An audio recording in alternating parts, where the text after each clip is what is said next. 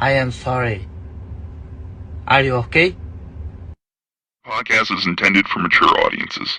The views and opinions expressed are those of the panelists and do not reflect in any way those of the podcast partners, sponsors, or affiliates. Enjoy. Hi, this is Michael Buffer, and you're listening to the voice of the people. Let's get ready for Boxing Voice. Every day I'm hustling, hustling, hustling, hustling, hustling, hustling, hustling, hustling, hustling, hustling, hustling. Every day I'm hustling, every day I'm hustling, every day I'm hustling, every day I'm hustling, every day I'm hustling. BoxingVoice.com. All the guys want, I want what Mayweather got. I want what Mayweather got. You done bust your ass like Mayweather. I was trying to fight every fighter. I sacrificed a lot Dollar DVLC Productions to get to where I got to. What do you bring to the team? Let's get this on. Let's do it. Well, it's like this. It's wait. All right, that's it. Hold on. Bernard, everybody calm down. Man, you know how these bitches is in the sport. Total disrespect. Kid has no class, no style at all. I sacrificed a lot.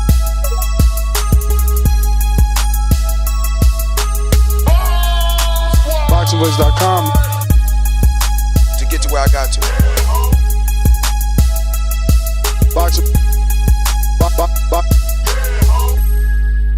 BoxingVoice.com. What up? What's going on, ladies and gentlemen? Good morning and welcome back to another edition of the Boxing Voice Radio. I am your host, Nestor Gibbs, Solo Dolo, Scarface No Manolo, and we're going to be talking about Ryan Garcia, career suicide or comeback king. He continues to come back. I think he's already the comeback king. We haven't seen many fighters get the ability to get back-to-back title shots off a loss. But Gary Antoine Russell did do that without the social media power of Ryan Garcia. But is Ryan Garcia playing with fire? Is he sleeping on Barrios and maybe counting those chickens before they hatch? This Saturday, February 21st, Ryan steps into the T-Mobile Arena to challenge the WBC welterweight champion Mario Barrios. Barrios has been letting some fight fans down. You know, he's been letting people down. But he'll be challenging Barrios on Saturday. But it seems like maybe Ryan's mind is elsewhere between his public call-outs of Shakur Stevenson, declaring free agency after this fight from Golden Boy Promotions, and his back and forth feud with Devin Haney. Garcia seems to be walking that fine line again. Coming off that upset loss to Rolando Romero, and obviously the infamous Haney no contest where Garcia popped positive for Osterine and the win erased. Meanwhile, you got Mario Barrios, El Azteca. He's coming fresh off of 2 back-to-back draws. The hype for this fight is it's hard to be there because both guys have let us down. Ryan let us down back in May when we expected him to get the win just so he could give us the Devin Haney rematch. And Barrios, you know, he had that great exposure on the Mike Tyson undercard and didn't capitalize, gave the fight fans a war, but didn't show that he was the best welterweight in the division. Then he took on the legend Manny Pacquiao and showed that Manny still has some fight in him. But according to Barrios, he's ready to pressure Garcia and see if that heart is there. But this is more than a title fight for both of these guys. For Barrios, man, you can go down in history as the guy that gave Ryan Garcia his legitimacy. And for Ryan, 3 losses back-to-back, well, could be career suicide. Now, we have a poll asking just that. High stakes in Vegas. If Ryan Garcia loses to Mario Barrios, is his time as a pay-per-view headliner over?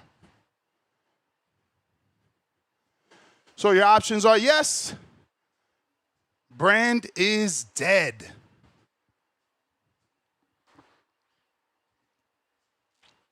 Next one, no, he's still a star. Depends on the performance. He should go full-time as a TikToker. So feel free to vote. Let us know what you think. Garcia, not seeming as focused as you would want.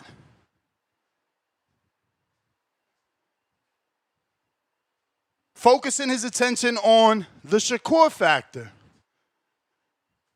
Is Ryan's Shakur, quote-unquote, next talk a mental edge? Or is it an error? A massive tactical error by focusing on the next fight without getting past this fight?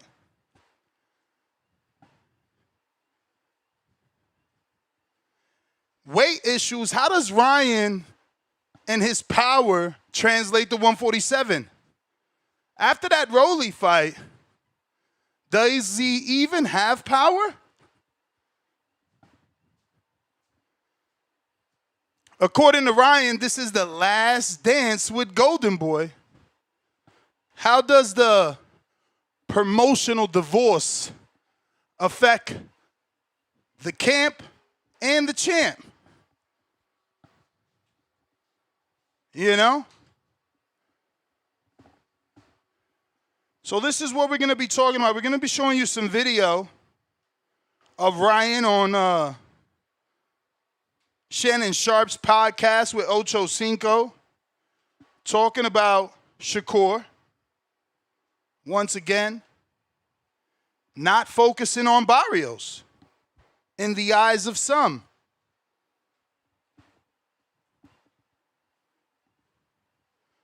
Then we got to talk about Barrios' durability. He could take a shot. Tank stopped him. But for the most part, Barrios is going to tell us how real Ryan's power is. If Ryan can knock out Barrios, his power is real. Barrios is pretty durable. 12 rounds with Keith one time. Thurman, 12 rounds with the legend Manny Pacquiao. Barrios definitely is going to make sure we check that box in this particular fight.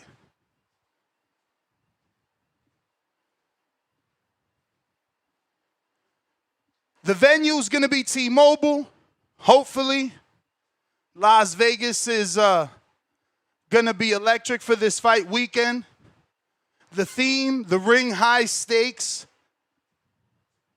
Main event ring walks are set for 11:30, 11:53 Eastern. I hope that isn't right. I truly hope that isn't right. That's a long time. Don't get me wrong. We have a lot of great fights on the undercard. Excuse me.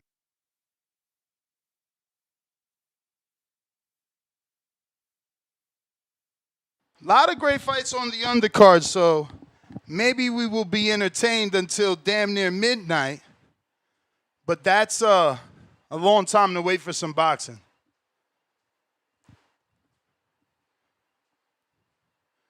But that undercard is full, man.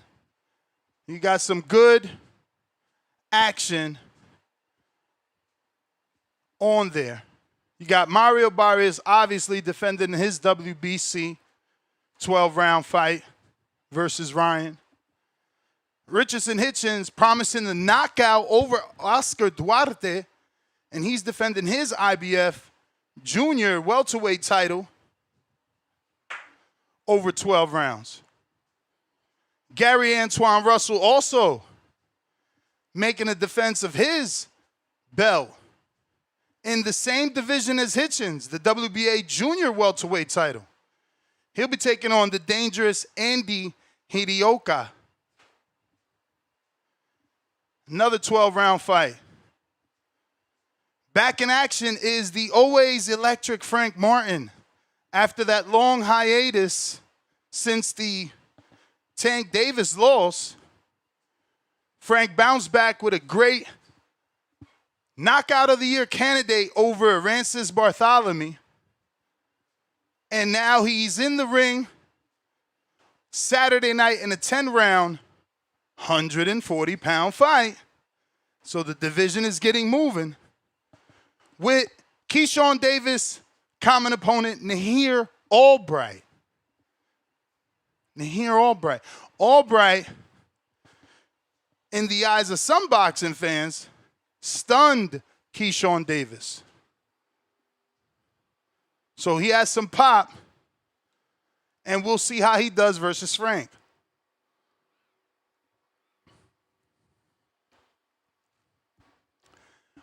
Also on the undercard, Bektemir Melikuziev versus Sena Abeko, a 10-round super middleweight bout. Plus, for my Bay Areas, my Sac Towns, my DHP people, even though he's no longer with DHP, Amari Jones, managed by Rick Mirgan. So even though Rick Mirgan and Golden Boy at odds, still gets a fighter on this card. Now, Jones taking a jump up in class, taking on Luis Cuba Aries, formerly of TMT. Shout out to Aries. They gave Eric Priest a good fight. I don't know how long ago, but I remember that fight. Then the return of the American heavyweight, Joshua Edwards, coming in at 6'3", nearly 240 pounds. Edwards in a 6-round heavyweight bout versus Brandon Colantonio. Then we have the return of Muhammad Akel versus Ronnie Reyes. Let me make sure this is the right Ronnie Reyes. That means Akel finally is getting a step up. I'm thinking Ronnie Rios and not Reyes, so he might not be getting a step up, but we shall see. Shout out to Muhammad Akel, 7-0 with 1 KO, looking like Saudi Arabia's Pali Malignaggi. And yes, this is not Ronnie Rios, this is Ronnie Reyes, in fact. That isn't the same person that I thought. So clearly won't be the same test I was expecting. But shout out to Akel, who makes it back on the card again. Another big card for Muhammad Akel. It's actually a very good card. Like, crazy good. The sad part is I made these plans in Orlando with the Florida boys, right? We're supposed to be going to the gym on Saturday, which I didn't realize was the fight day. So, even if I make it back to the studio to do a live fight chat, I'm going to miss some of that undercard Hopefully I don't, but I'm sure I will. Unless it starts, I don't know, 6, 7 p.m. Eastern, I might miss some of that undercard. Had to go back and watch it. You know, thankful for that DAZN package for that. Because while the Fire Stick is cool, the playback is nasty, man. It's always difficult to get to the playback. So far, 48% are saying, yes, Ryan's brand is dead if he loses to Barrios. And over on our YouTube channel, live here, where you can join along in the comment section, join along in the chat, partake in our poll, is Ryan overlooking Barrios? Yes, too focused on Shakur, 25%. No, just confident, 35%. Maybe, risky move, 20%. 19% say retirement loading. Wow. Wow. Look, I think if he loses, he could still fight like a Tiger Johnson and stuff like that. I don't know why you guys always want to get rid of a fighter as if this game is easy, man. And it's not even a game, right? We all know that. But phone lines are open if you want to call in. I got some video before we get to those phone lines. Let me go ahead and load that up. Got 3 videos I want to show you. So if you're on X live streaming video, go ahead and hit that retweet, repost, quote retweet. I will retweet you. If you're listening on X, Cliff, I see you. Give me that retweet, quote retweet, repost, Khaled, you too. After you get this fight over, you know, right now I'm not trying to look too far ahead, but I'm really interested in the Shakur fight. It just it gets me going, you know, and those are the type of fights that you'll see the best out of me. So definitely, he's somebody I want to, you know, I want to look into after this fight for sure. You know what I can say from that video, and I'll play it without audio just so you can see it again on loop. He's in good shape. His face is really leaned out. You know, you can see the cheekbones. You can see he's in shape. So while he might be talking, he may be taking this very seriously. We have Exhibit B. This is Ryan Garcia claiming he is free agent. But listen closely to what he says, as there's always something. You're not with Golden Boy?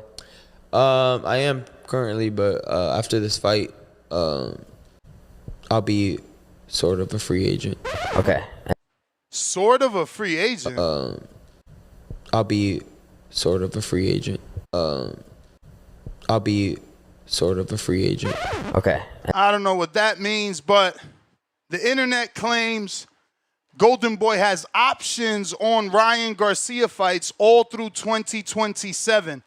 This is Shakur responding to the Ryan fight and basically saying no matter what version of Ryan shows up, he loses. It'll be a lot of excitement to that fight. It's a big money fight. Ryan Garcia is somebody that comes in there. You never know which version of him is going to show up. So if the good version of him show up, he gets spanked. If the bad version of him show up, he gets spanked. He don't stand a chance. He don't stand a chance. Funny, because Tone said Xander gets washed and he's not ready. So he doesn't want Devin to fight Xander. I wonder how many people want the Shakur Ryan fight for the same reasons. Is Ryan on a Shakur level? Or is it a cherry pick? Phone lines are open. Shout out Sony Woods, $5 super chat. He says, I expect Garcia to win. Then a rematch with Romero. Quick answer, Ness. Your thoughts on Zuffa only recognizing 8 divisions. I like it. Bro, I don't really care. I'm cool with it too. I hate all them goddamn divisions. Chop them up, get rid of them. It's too many. Motherfuckers hiding out. I mean, that's what we talking about now. Rehydration clauses and, you know, catch weights and things of that nature. Maybe if we had less divisions, we won't have these issues, you know? Callum Walsh was able to make the weight. He normally fought at 54, so it was good for him. But Discord available, X Spaces available. We got Jaywalk. He lost to Rolly, but yeah, he gonna beat Shakur. Yeah, that's my point. But you don't hear anyone saying, "Oh, this is a lick for Shakur, and we don't want it. That's not fair." You know, it's like I say, and I'm gonna preach it every day. There's only one guy that gets that level of hate. Cliff, Connecticut. What up? Cut off the Bluetooth so he can hear me loud and direct. Loud and direct. Yeah, man. The Shakur thing, his styles make fights though. So just because he lost to Rolly, don't mean he gonna lose to Shakur. He should lose. Like we should see a clear mismatch in like skills and boxing IQ. But Ryan is So kind he of a lick. he So he a offsets lick. that So stuff. he a lick. No, I don't feel that way though, Oh, because he I feel ain't like a he lick for offsets Shakur. or no, because that left the way that he opposes his will on guys like Shakur and Devin, it just takes one good hook to the body or catch him slipping into the face that would change the whole fight. And somebody soft like Shakur, I see Shakur kind of as fragile. If he gets touched one good time by Ryan, I think that can open up a wild fight where we could see Shakur running or not letting his hands go and really making it a ugly, boring fight. So I don't think it's just end all be all that he just beats him up and handicaps him and there's nothing he can do. I think Ryan has said already in the interview, I'm gonna walk through his jab. He can't do what he did to T.O. And I think Ryan's going to be punching that guard. He's going to feel the power on his gloves. He's going to feel the power on that through that Philly shell. And I don't know how Shakur reacts to that. So, and at a higher, even another weight up for Shakur, even at a catch weight with no hydration, I think it's something I would want to see. That's how I look at it. I would like to see. And we seen what he did to Devin, being steroids and all. Still, I would like to see how Shakur deals with that. So I'm not gonna write Ryan off like that. That's how I see it. But as far as him being like not focused, he showed us already. Like he's untraditional. So it's fair to be like, yo, Ryan is talking about Shakur or Ryan's streaming, so he ain't focused. I understand anybody who's saying that. But he's already shown us that he's unconventional. He like does shit. He breaks all the rules sometimes and still comes out and performs. Like he's kind of a tricky guy to figure out. But I thought he got off the streaming. I seen him up there about 8 weeks ago. I haven't seen him up there within like the last six weeks or so. I've only been seeing him. I haven't been seeing him until just recently. Now that he's doing interviews promoting the week of the fight or so. Oh, before I go, do you got Cash App if I'm trying to counter? Because my Zelle is down right now. Nah, I got Venmo. You only got Venmo nowadays and Zelle. You no more Cash App. Nah, that Cash App, that shit keep giving me issues. All right, I'm gonna have to figure out a way if I gotta get back in here. All right. You the man, champ.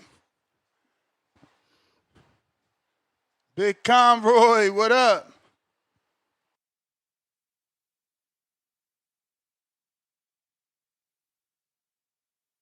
Hit that thumbs up. Hit those retweets while we wait for the next caller to connect. Con, Roy.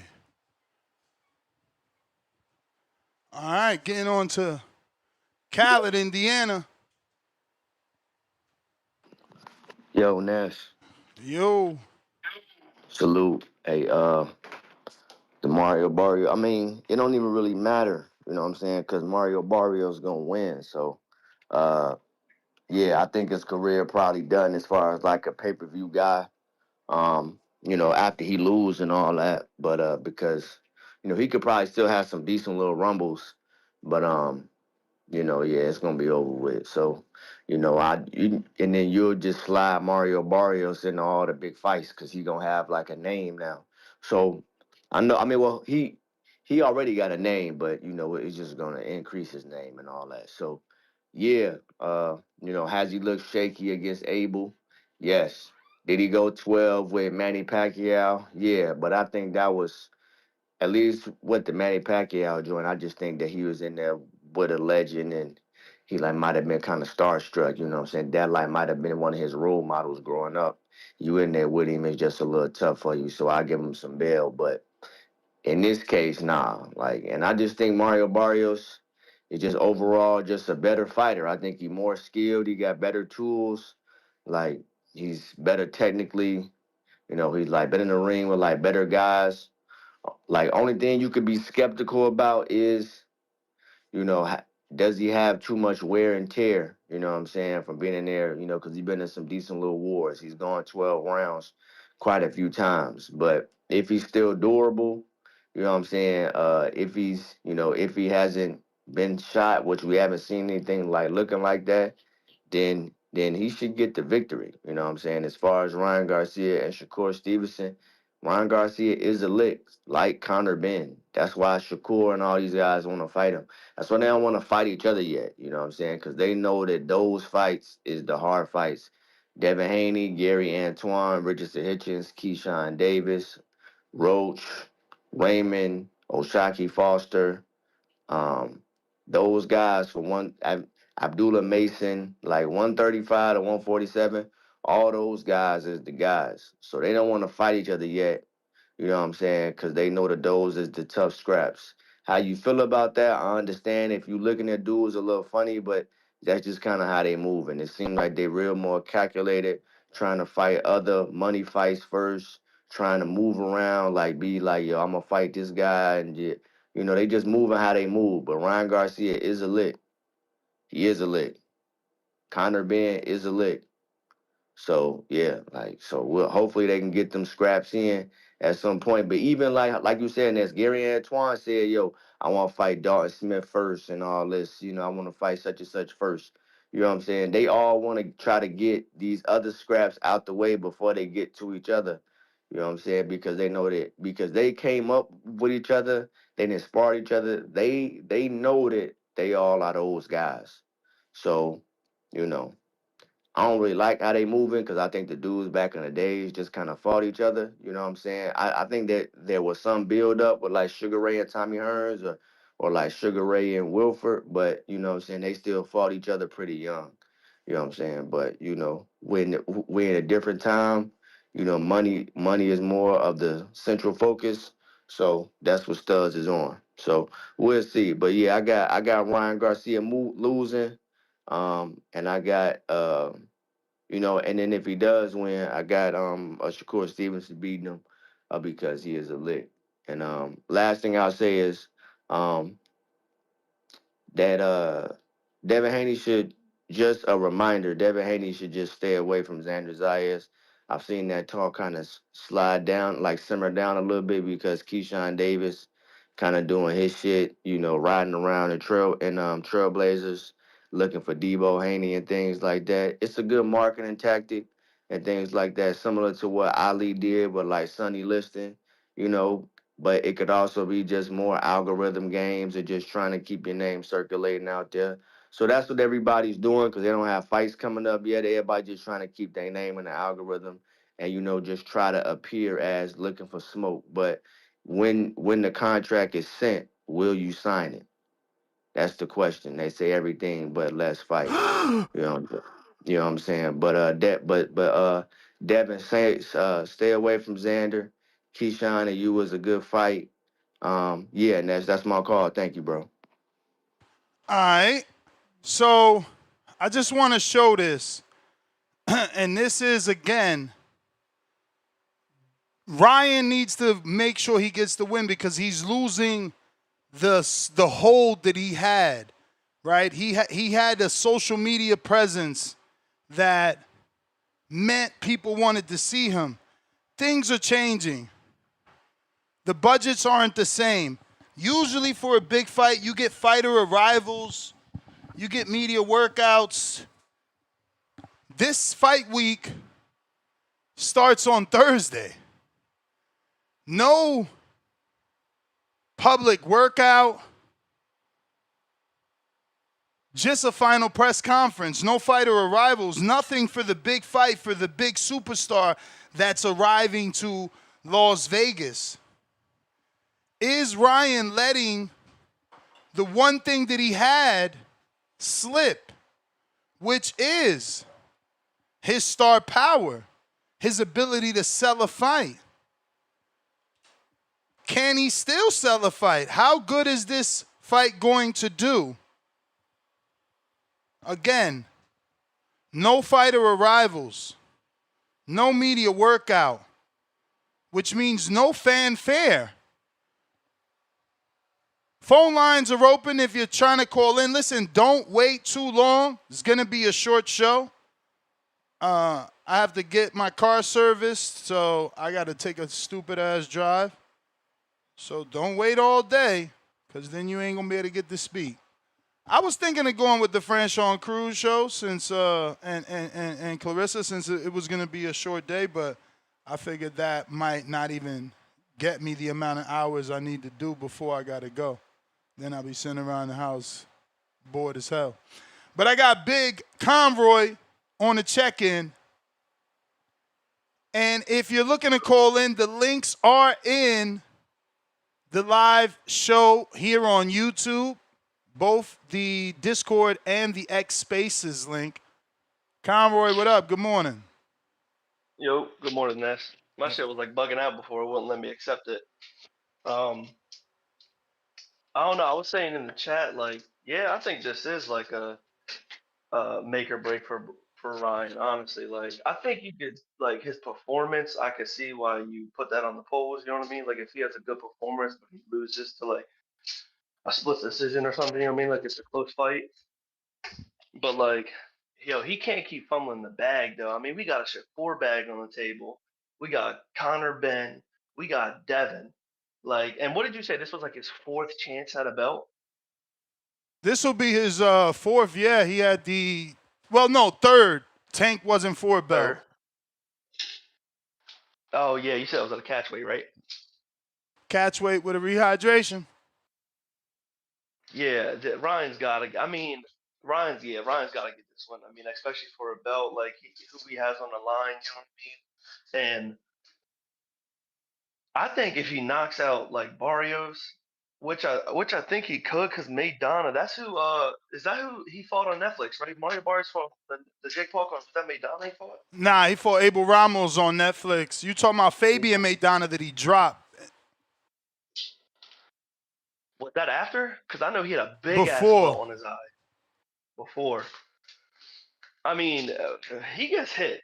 Barrios gets hit. I mean, obviously we've seen Tank stop him, but he gets hit. So I definitely think Ryan can stop him. And if he does, yeah, we're getting a good Ryan. It just depends on Ryan showing up, because we're getting that Ryan that's in great shape, fast, punching hard, like actually is working on shit, possibly working on his footwork. You know what I mean? Like against Devin or Shakur, any of those guys, like that's gonna be a problem. Shakur was saying Tio was slow. Cool. Yeah, Ryan ain't slow, and Ryan packs a punch. So we're gonna see this Saturday. You know, if Ryan can still carry that to 147, but I think it's definitely going to be a problem for them. But I don't think, like, I think it was Cliff was talking about it. Like, I don't condone any of the cheating shit. You know what I mean? But I just don't think what he had in the system was like enough that like gave him like some superpowers against Devin. Like, I think what he was hitting Devin with, that was just Ryan. Like I know I was finishing the show yesterday. You said something about it gave him speed, and like when you look it up, like you can literally put it in the AI, like what was in Ryan's system, and like it'll give you like a description of it, like what advantages it gave him, and it was like the traces that were in Ryan's system was not enough to give you Mike Tyson punching power or anything like that. It's basically for like recovery, muscle mass, running a marathon, something like that. Like it was like the traces he had in his system was nothing really. Cheating's cheating. Don't get me wrong, but like I think Ryan, that's just Ryan. That was just Ryan's punching power, and that was him just being crazy. Might have just was in the game plan and etc. I don't know about the other shit. You said there was something else Ryan was in the system too. Yeah. So I don't know if that was what you mean contributed to the speed and all that. So No, I'm not saying that contributed because that one didn't show up in the second test, but in the first initial test, 2 different substances were found.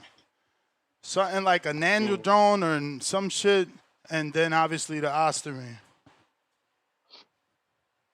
hey, cheating though. At the end of the day, I mean, I don't know if Devin should have sued, but like everything else was like Ryan deserved it. I mean, it was in the system. You know what I mean? Like it is what it is. But I think it's just a massive fight. Ryan Devin too. That's a crazy like that. I think that's breaking numbers. If Ryan wins and then they unify against each other, that's casuals and hardcores are gonna watch. I don't care what no one says. I hope Ryan gets the knockout over Barrios so people could think he's gonna knock out Devin. That's actually a must. I think that's bringing in more numbers. You're right. I don't know about a must. Like I think he has to win, obviously, but knocking him out. Oh yeah, that's stirring up the pot. Especially, I mean, like we said, Shakur. Like, oh, he can knock out Shakur now. He can knock out Devin now. He just knocked out Mario. Who's the only Tank did that, right? Only Tank knocked out Mario. Yeah, not even Thurman. Not even Thurman. I mean, there you go. Like Ryan's got so much on the line right now, so I definitely see how it's suicide. But you said it's gonna be a short show though. Yeah. All right, that's all I got. I'll call him back later. All right. The Natural says, I don't give a F about Ryan, but continuing to bring up a second substance that was confirmed not to be present is wild. I don't know what you mean by confirmed not to be present. I'll Google search it and have Coco read it to you since you need to be educated. Tito La Voz, what up?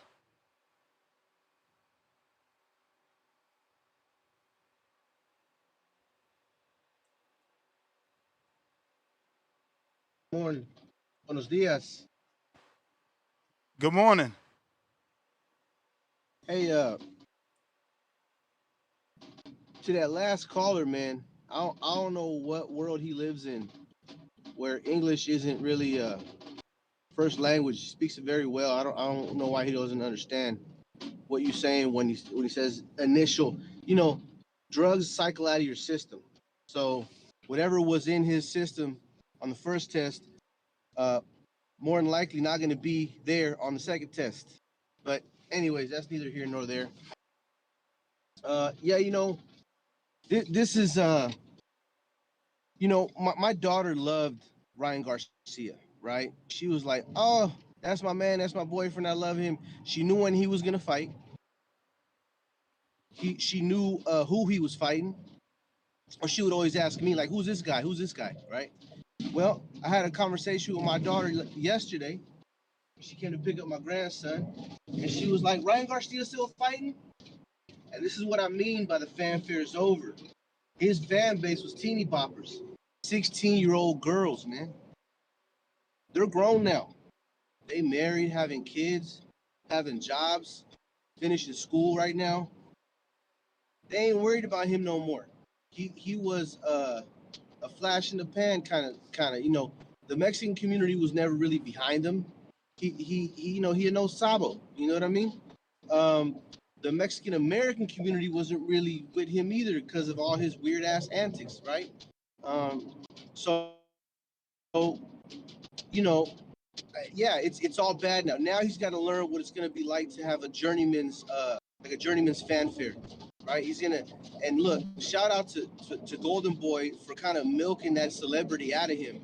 They're getting out of the Ryan Garcia business right on time, because who the hell knows what's gonna happen next? I mean, this man is so famous, or was so famous. I mean, I don't know, right? He was so famous that who knows what this loss of fame, this realization he's about to come to, come Saturday is gonna do to his mentals, right?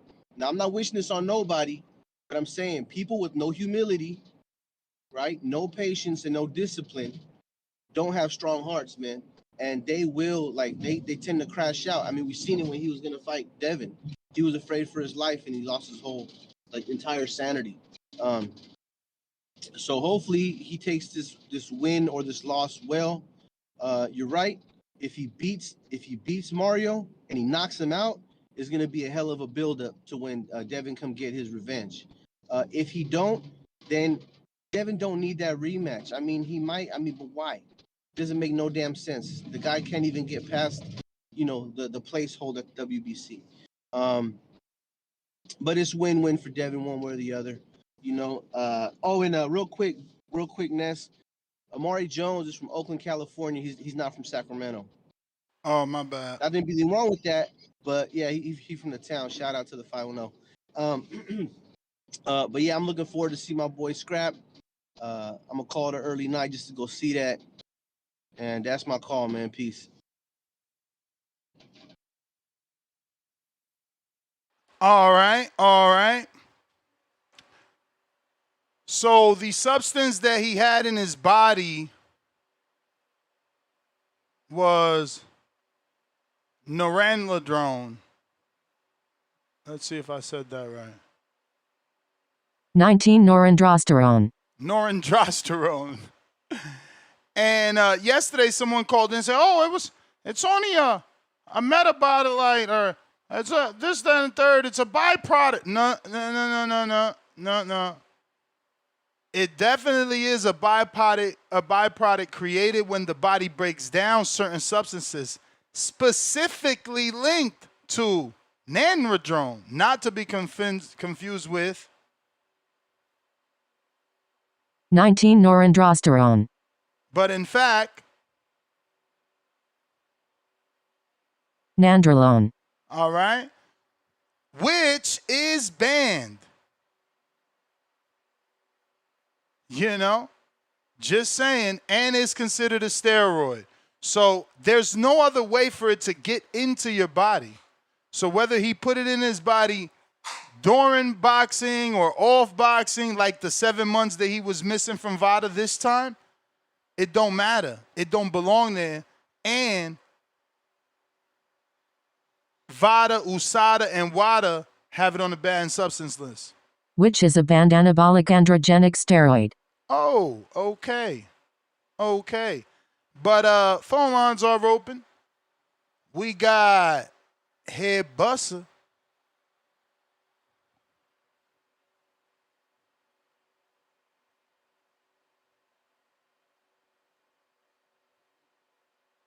What's up, Ness? How you doing? Straight. I got a question because a lot of people, they keep saying that the amount was like insufficient, right? What for the Osterine? They say that because that's what they heard Ryan say. It was 60 times over the limit. Matias was 0.14 away from the limit. So he had like 80 something percent in his body. This kid has 60 times over the limit where it's only 0.1. So I mean, it's supposed to be 1.0 in your system to allow you to fight. So I don't believe that, but let's say that is true. Up until that date, wasn't that his biggest fight? Up until that date, at that point in time, the Haney fight, wasn't that his biggest fight? Yep. So my question is, what would be the meaning for taking meaningless substances? And if it was as insufficient as people are saying, what needs to be compounded with it in order for it to activate? Like, you get where I'm going with this? Say again?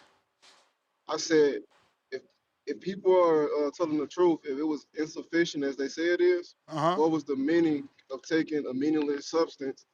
And if it is insufficient as people are saying, what does it need to be compounded with in order for it to activate?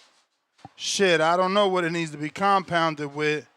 And if it was meaningless, the win wouldn't have got overturned, bro. It just boils down to that. There's rules in place for a reason. The drug is on a banned substance list for a reason. Not only in boxing, but in sport altogether. Yeah, I think because when boxers sign their contracts, aren't you signing liability, whether it's an accident or it's an intent behind it? Is that how it goes? I can't tell you, bro. I can't tell you. I can't tell you I've seen one of these guys' high-profile contracts. Yeah, but at this point, I think Ryan is liable, but it really doesn't matter because didn't the WBC just increase their tolerance level? No, WADA did. WADA? Yes. WBC doesn't have authority to increase anything. Everybody uses WADA, the World Anti-Doping Agency. They're the gold standard, right? They set the rules. Yeah. Then VADA and WBC follow what they said. So WADA raised their thresholds. So as a boxing community, it's like the government raised the speed limit. That ain't got nothing to do with the WBC or with the mayor of your city. It only got to do with the government raising the speed limit. So as a boxing community, in order for rules to have a full effect, who needs to maintain consistency? Commissions, promoters, fighters. So do you think like the fans? But that's the problem. That's the problem, brother. We in a sport that's policing themselves. There isn't anyone policing. There ain't nobody showing up at the gym, seeing what you're doing, what you're not doing. Ain't nobody policing these promoters. Do you think it's like falling on deaf ears when fans voice their opinions then? No, because look at what happened with Zuffa. They getting the laws changed. Yeah, that's true. I ain't gonna hold the line up, but I appreciate you for taking my call. I'm gonna keep listening to the show. You the man. Chad, Canada.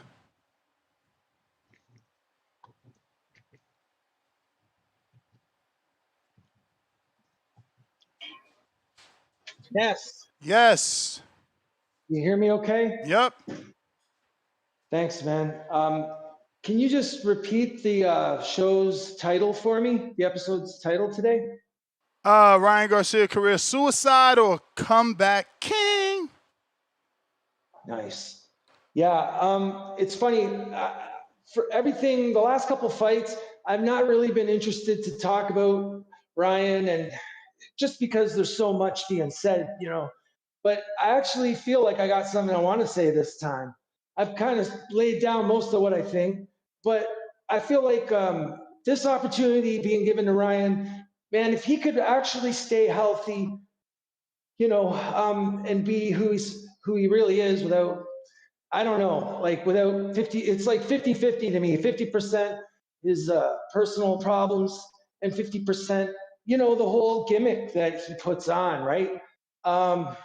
I don't know, like if he can cool out some of that, I think he's coming in to be a champion at a time when the WBC really need someone that can connect with the fans, you know, especially the younger fans. I have a feeling and look at Zuffa, they're only 3 bouts in or events in, and you can see Dana's really feeling himself now, right? And the fans are basically seem to be approving the product.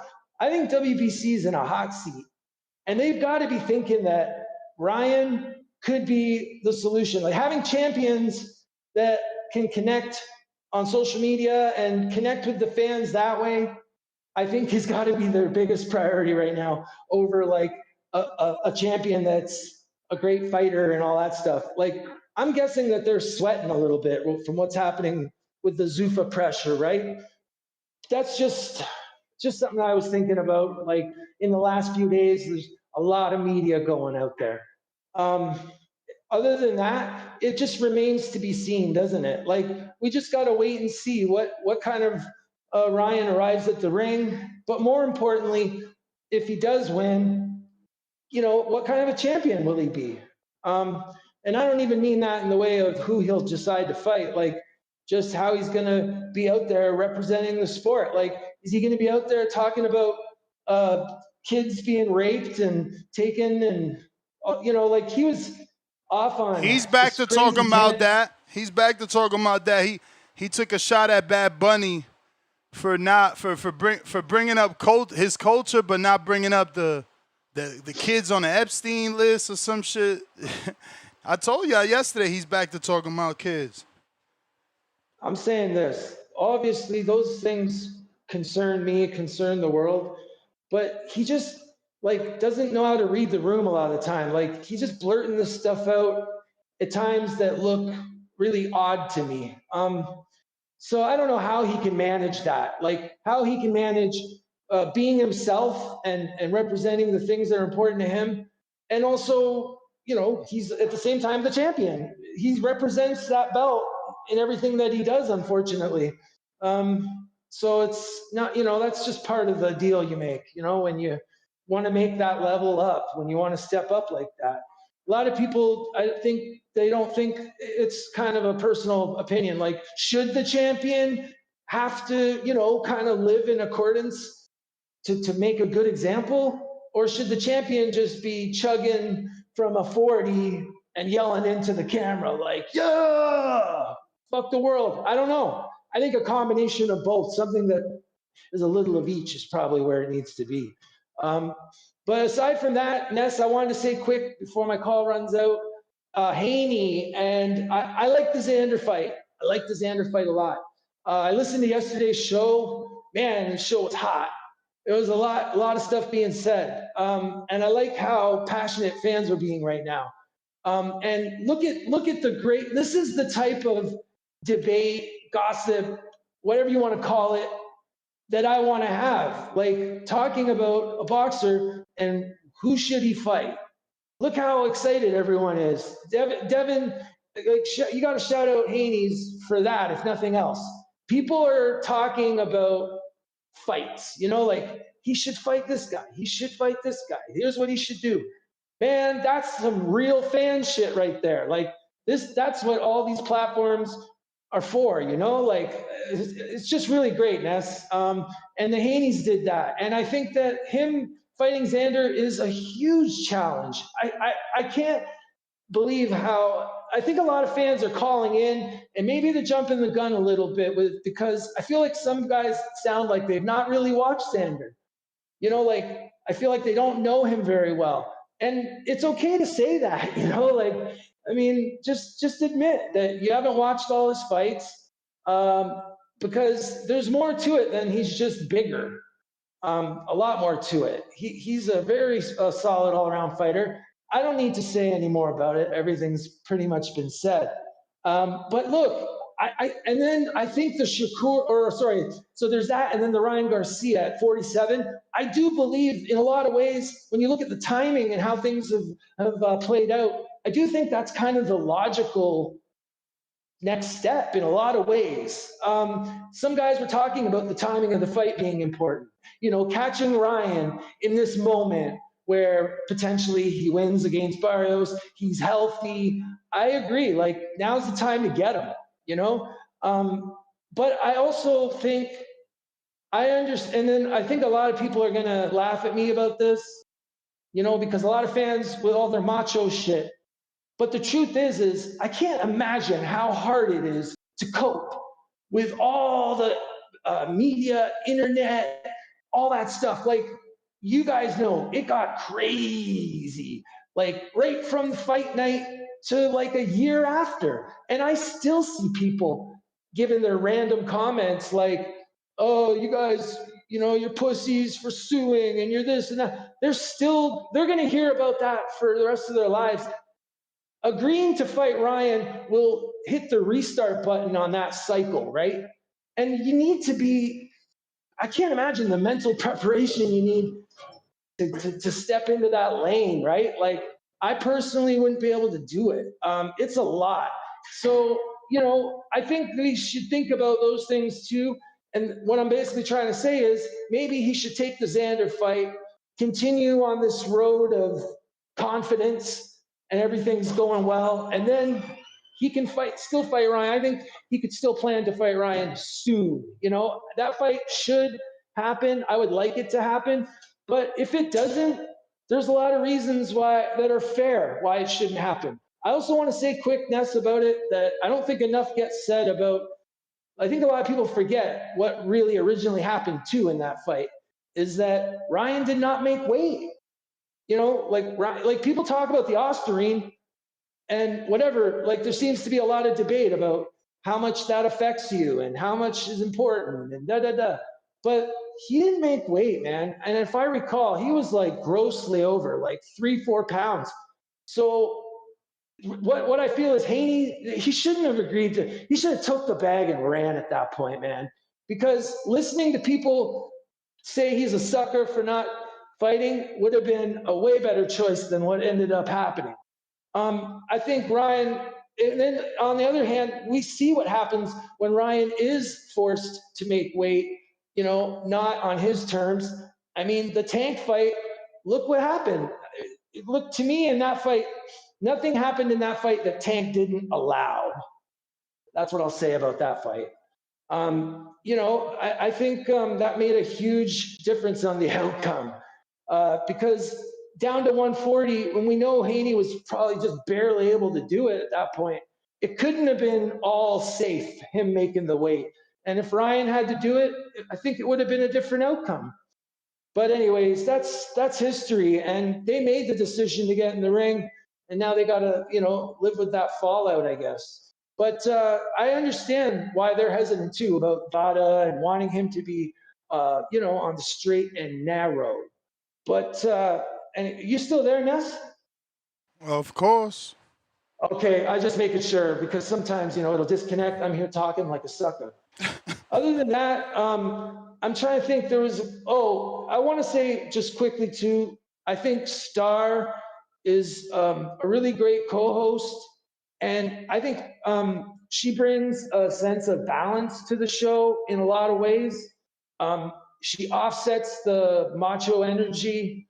And I also think that she's never fronted on her boxing knowledge, you know? Like she's always been direct and straightforward about what she knows and what she doesn't know.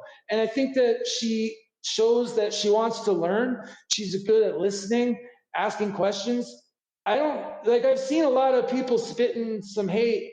I don't get it. The show needs more than just like encyclopedia-minded dudes. You know, like I like the fact that we're watching someone grow as they learn, you know, like we see it happening in real time. I like it. And she's a good co-host. And I also want to say that Tone, the same thing, but I'm going to say that I feel like Tone there's some things that I think are going to prevent him from hitting the, like, you know, that level that you guys want to hit. But regardless, the one thing I'm noticing on social media where it's a quote unquote problem, not Tone's problem, mind you, but where he's joking and the humor is so fucking, you know, highbrow that the people don't get it. And so they'll take whatever he's saying to be gospel and they run with it. That's definitely like part of the problem with social media in general, right? But other than that, I think what Tone brings is great. I've had watching some of his shows, and it'll just click for me, man. And it's a well-needed break from all the over-analysis and, you know, arguing and all that stuff. I welcome it. Anyways, I got to get back to work, Ness. Thanks for letting me run, man. And I'll hopefully talk to you guys soon. I'll go back to listening. All right, Chad, appreciate you.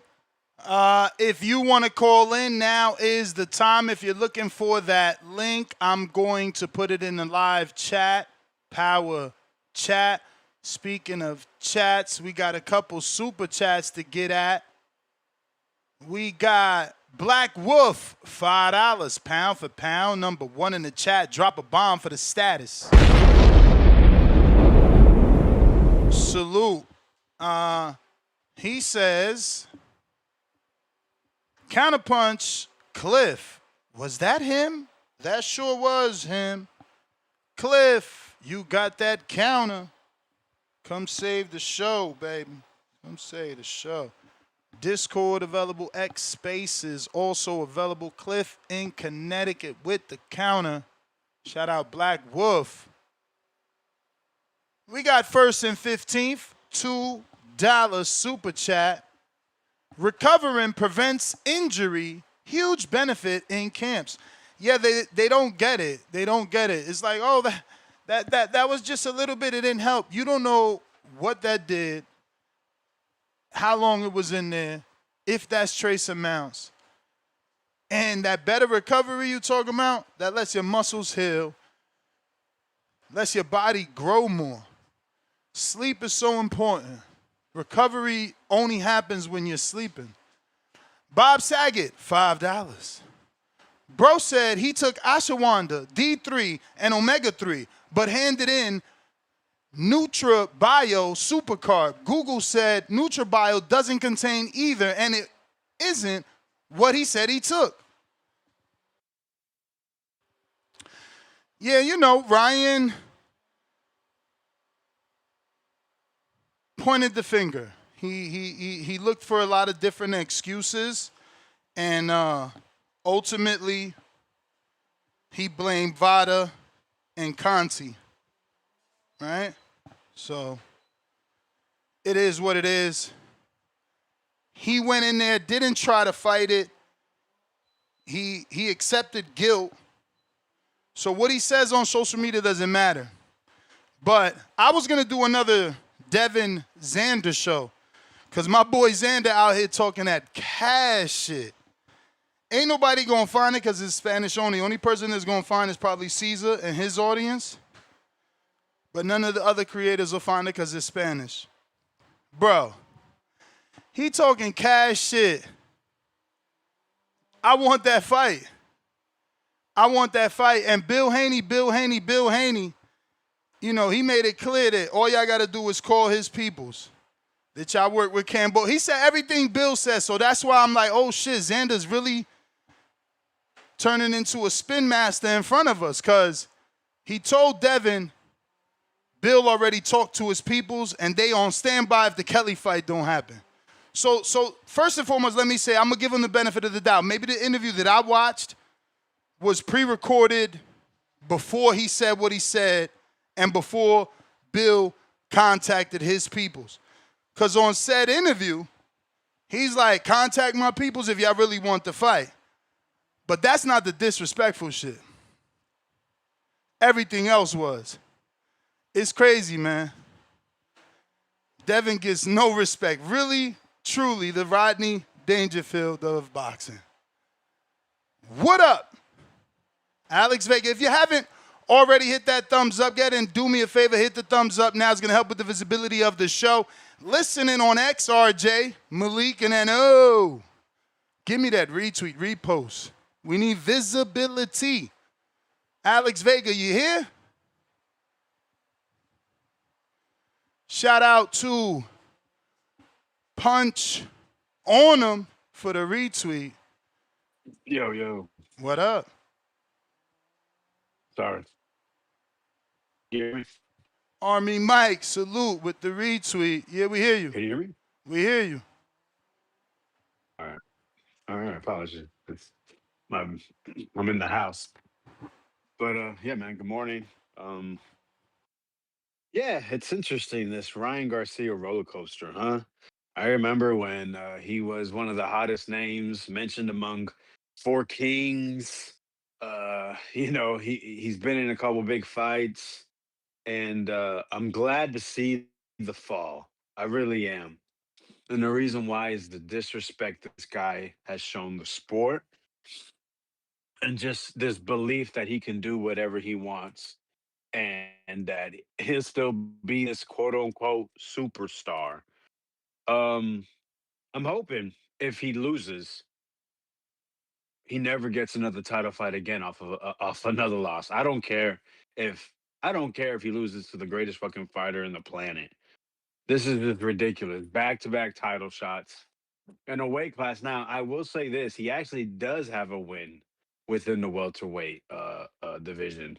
His fight with Duarte was at 143 pounds. So technically, that is within welterweight. You know what's really interesting about that? Yeah, I'm sorry, man. This whole belt thing, it boggles my mind. The WBA awarded him the WBA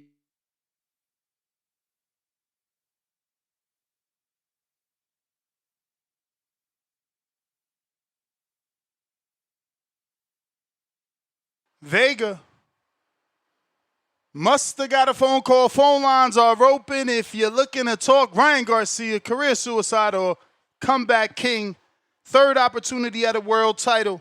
Can Ryan turn it around Saturday night live on DAZN? Will we see Ryan finally become King Ryan? Something we thought he was some time ago. Can he finally get a win and a belt and put us in a situation where we can get that Devin Haney rematch? Or does he pivot to Shakur Stevenson? Is 2026 Cisco, a.k.a. Conor Benn, the bigger fight for Ryan Garcia? Alex Vega, what up? Yeah. Can you hear me? What up? That's why I hate talking in this house. But what was the last thing you heard? I guess it don't even matter. Just go, right? You Yeah, probably wasn't even listening. I'm listening. Um, no, I'm I just just had to saying. I had to pick up where you left off, so I kind of forget where Oh, you for was sure, at. for sure, for sure. I was just saying, it's just ridiculous with this. I haven't gotten off of these belts. I was mentioning before that Duarte, the fight with Duarte was actually at welterweight. It just wasn't at the limit. But however, anything above 140 is considered welterweight. But the WBA gave him a gold lightweight belt, making 143 pounds. They awarded him that. And I saw something recently claiming the WBA had the highest income out of all the sanctioning bodies. And that's just an example of how quote unquote belts don't matter. Because at the end of the day, they just give them out like candy on Halloween. And it's just ridiculous. This guy is coming off of a loss to get another title shot. And in this world, I could definitely see this guy losing again and getting some form of a world title, an interim, a super duper, a JV world title. They would create something for a guy like Ryan Garcia if he loses, but is a financial success, pays his sanctioning fees, shakes, kisses baby, shakes hands, and basically playing ball. It's just absolutely ridiculous. It truly is a pay to play sport. Mario Barrios is the perfect example of that. When was the last time you seen this guy have a quality win? Honestly, it feels like so long. I mean, the Ugas fight, it's a great win, right? I mean, how long ago was that? 4 fights ago? But this guy is your current WBC prestigious belt. They say it's the most prestigious. Welterweight's the most prestigious weight class outside of heavyweight. And Mario Barrios is a representative of that. And we get to see him against Ryan Garcia, a cheater, a racist online, a guy that will talk about, uh, Jerry Sandusky activities. Yeah, no, man. Boxing's in great hands with these two, huh? Um, yeah, you know what I mean. Belts matter. They matter so much. But listen, I just hope to see a competitive fight. Barrios, no matter what I just said, he's still the guy that brings it. He comes prepared as best as he can be, and he's gonna fight no matter what. He gets knocked down, he don't matter. If he punches you, whatever, if he knocks you down, you get right back up. He's going right back to trying to defeat you. Ryan Garcia, that hook, no matter how much I can't stand the guy, the hook is a thing of beauty. And watching it land and seeing people react, it's one of the reasons why you watch the sport. You want to see someone do something that is extraordinary, and that hook really is extraordinary. Um, after the fight, maybe I'll put it on mute and just wait till later to see if he said anything of real meaning. because when that guy speaks, he's a real dirtbag. He looks a little weight drained in the face. I've been noticing that past couple weeks. Yeah, I Remember didn't he see did weight drain. For me, I and thought he looked in good shape. That's crazy you seen weight drain. Specifically in the Shay it's Shay interview. in the face. It's the face. It looks like he's lost whatever fat he has in his face. Yeah, That's usually what that's people lead you called being believe in is fucking shape. Dude's never in shape. That's in no, his shape. body looks great, but for it to be that thin, that means he lost weight probably too fast. You And the think? body has to catch up. That's what I think. Yeah, it's very, I very don't know. thin. To me, he looked good. Unless he got cosmetic surgery, we don't know about. Maybe he's gonna go into modeling if he loses. Maybe that's the backup plan. He did say 3 losses is too many, right? So, or 2, I can't remember. It was something like that. But yeah, man, if he loses, I think they'll figure a way to keep him going. Like I said, as long as he pays to play. If he does what they want him to do, winning or losing doesn't matter when you make it to a certain level. It just depends on who likes you and if you do what they ask you to do. Shout out Mario Barrios, man. But that's my call. Appreciate the time, and hopefully it's a great fight with a great card. All right, Alex Vega. Thanks for calling in. $2 super chat from Ralph.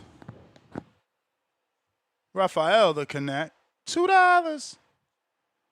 Vega with the pay-to-play super duper belt. Ha ha. Phone lines are open if you're looking to call in. Discord is available. X Space is available to call in.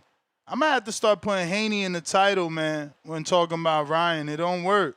He's not a big enough name on his own without the words Devin Haney attached. Where are the Ryan Garcia fans? Who's picking Ryan over Mario Barrios, who said he's stopping him? Said he's stopping him, man.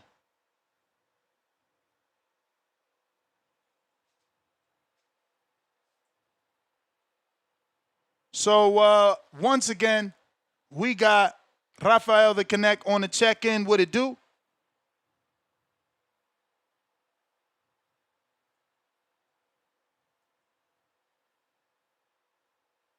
Yo, Ness, can you hear me? Yep. Hey, man. Good morning. Good morning, TBV. Morning. Hey, shout outs to you, man. Legendary shows this last couple weeks, man. You've been killing it. Appreciate it. Yeah, yesterday, man.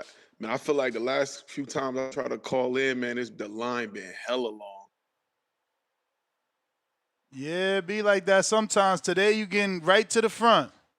Yes, sir. Hey, Vega had me cracking up, man. He ain't lying though. When you got a dude like Ryan, he popular, good looking. He's marketable. They gonna create whatever they can to keep him at the forefront, man. To pay to play super duper belt, that's facts.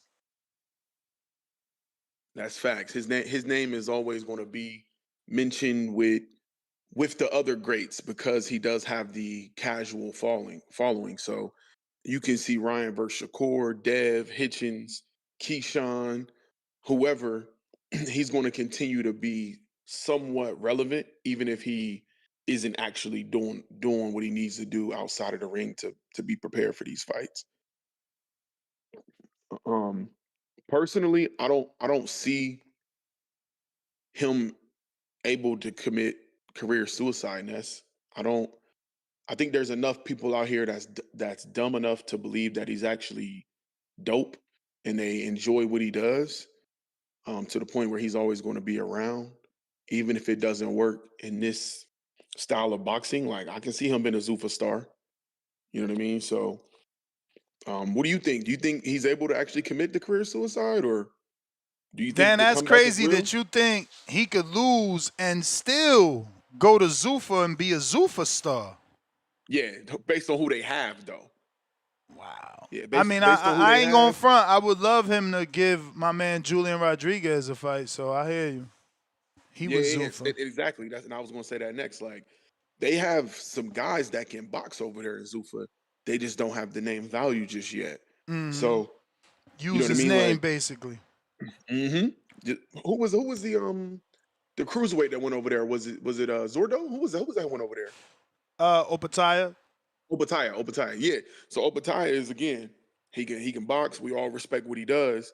But you see, David went up a weight class and immediately got the fight because of the name value. So I can see the same thing happening for Ryan if he went the Zuffa route, where he's just going to be able to do what he wants to do, and he's going to draw enough of the casual fans where they're going to fuck with him, man. Like, you know, like, I don't disagree much with Vegas said when it comes to Ryan or Mario Barrios, but it doesn't matter. You know what I'm saying? Like, these folks they're not paying attention to the same things that hardcores or semi-hardcores are looking at. They're just looking at, can this guy knock somebody out? Is he doing the antics? Is he exciting?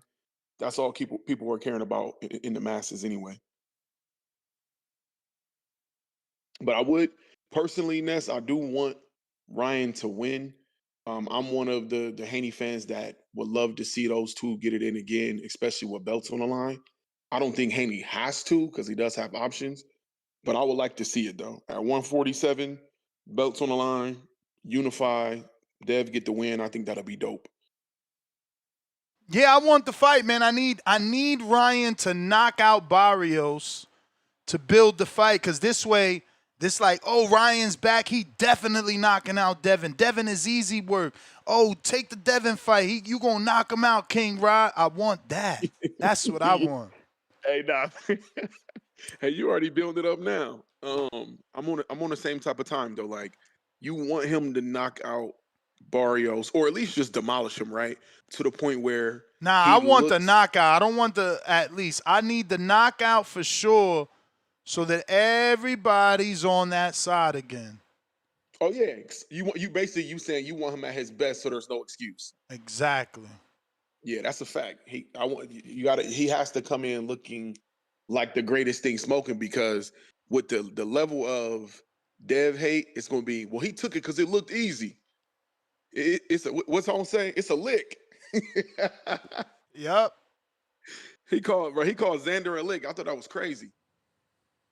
Me too.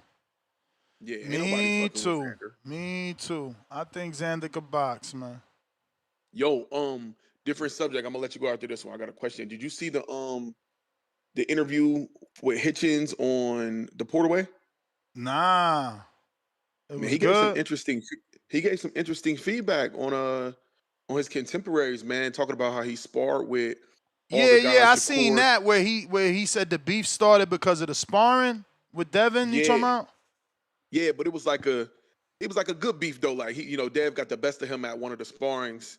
He said he was trying to be methodical like Andre Ward, and Dev got off, and he said after that it was kind of up. So I was happy to see him show a different side during that interview versus the braggadocious shit talking.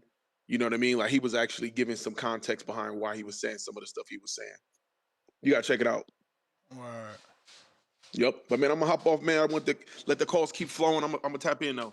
Do your thing. Appreciate you. Appreciate you. Have a good day. Conroy.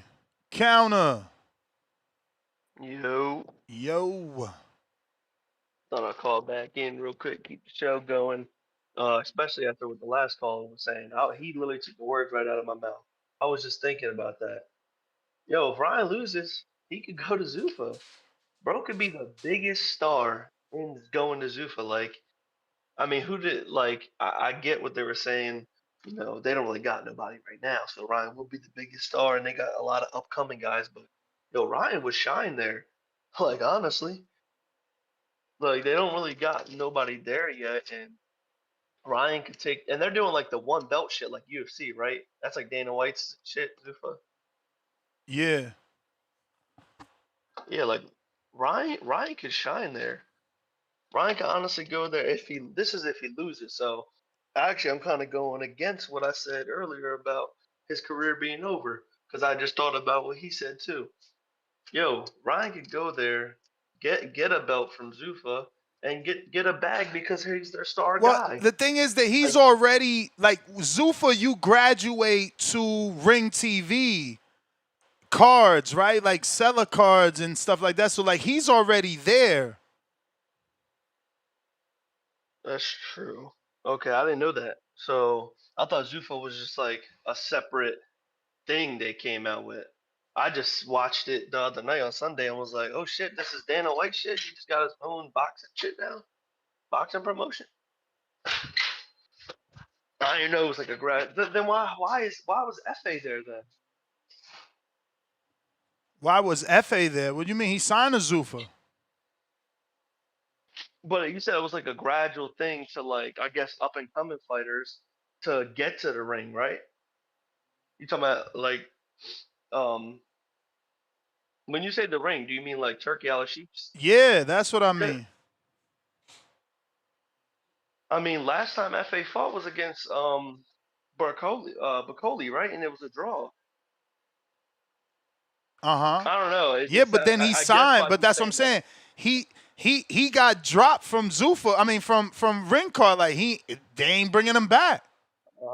So him and his team got moving and got another deal with Zuffa. But that don't mean nothing. Now he got a knockout over Charles Martin.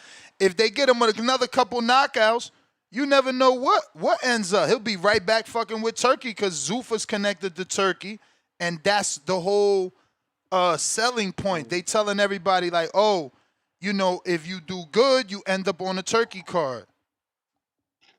Oh, so that's really their for words, them, not mine. Right? Say what? Or them guys that don't really. This really feel like them young guys or them guys that really ain't known, right? Like that Russian dude and like, you know what I mean? Like, I mean, a lot of them dudes were certainly not known and foreigners, but that's gonna get they name out there, you know. And if they could fight, they could fight. If you could fight, you could fight. Yeah. It was great. I agree with Tone, honestly. Like, it was like a Sunday night. I was kicking it, you know what I mean? Watching boxing on a Sunday, no football. I thought the fights were great. Knockouts, you know what I mean? Like, upsets. I was loving that shit. I was like, all right, this shit is cool. I can just kick it, you know what I mean?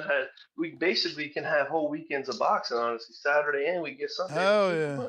I don't know. This weekend, right? And it's not this weekend. It's next weekend. We got Clarissa, right, on Sunday, no? Or is it this weekend? No, I think it's this weekend. I think it's this weekend, the 22nd. I think it's the 22nd. Yeah, why? That shit was weird though when I seen that. Clarissa was fighting on a Sunday. But she always isn't she always on a Sunday? I feel like she's always on a Sunday or a Friday. That's kind of her thing. I was about to say, I thought I seen her watch her fighting on Sunday before. It was just, I guess, a little bit weird since watching her other fights. But I didn't even talk about the card of Ryan's card. I mean, we're going to get to an official previews and predictions sometime around Thursday, maybe even Wednesday. But, you know, you could definitely talk about the card.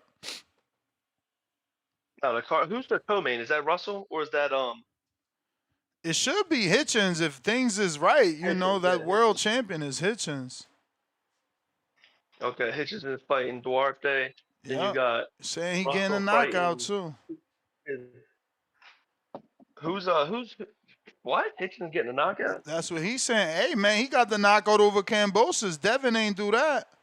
You can't even do that though. Can't do what? Shit. Devin ain't do it. Like, yo, the truth is the truth, bro. He got it. He did it. And if that's his mindset, who's to say he can't do it again now? But listen, I got some other callers. Let me get to Justin. All right, bro, I appreciate it. Oh, this is Yancey. What up? You may feel like it's your time, but it's not your time. Yancey. Yancey, gotta unmute. All right. Looks like he got connection issues. So I'm back in the gym, bro. So I'm drinking hella water. So since we ain't got a caller, I am gonna go to the bathroom. Yeah, got to. So we'll be right back after these messages. 12 years. I never expected it to turn out like this. TheBoxingVoice.com. Shout out to the community, man. I appreciate y'all. What's happening, people? Info Joe, Los Angeles, in the building. Adrian, the problem wrong, the man from the frozen tundra. Keem, straight out of Florida. Liz Lowe, Decatur, Georgia. You already know what it is. It's the Queen, Martha K, Detroit, stand up. David Maldonado, New York City. Yo, Nuts, don't cut me off, man. Don't cut me off. King Amin of Essex, catch me for them championship rounds. Big Super Mac, Plainview, Texas.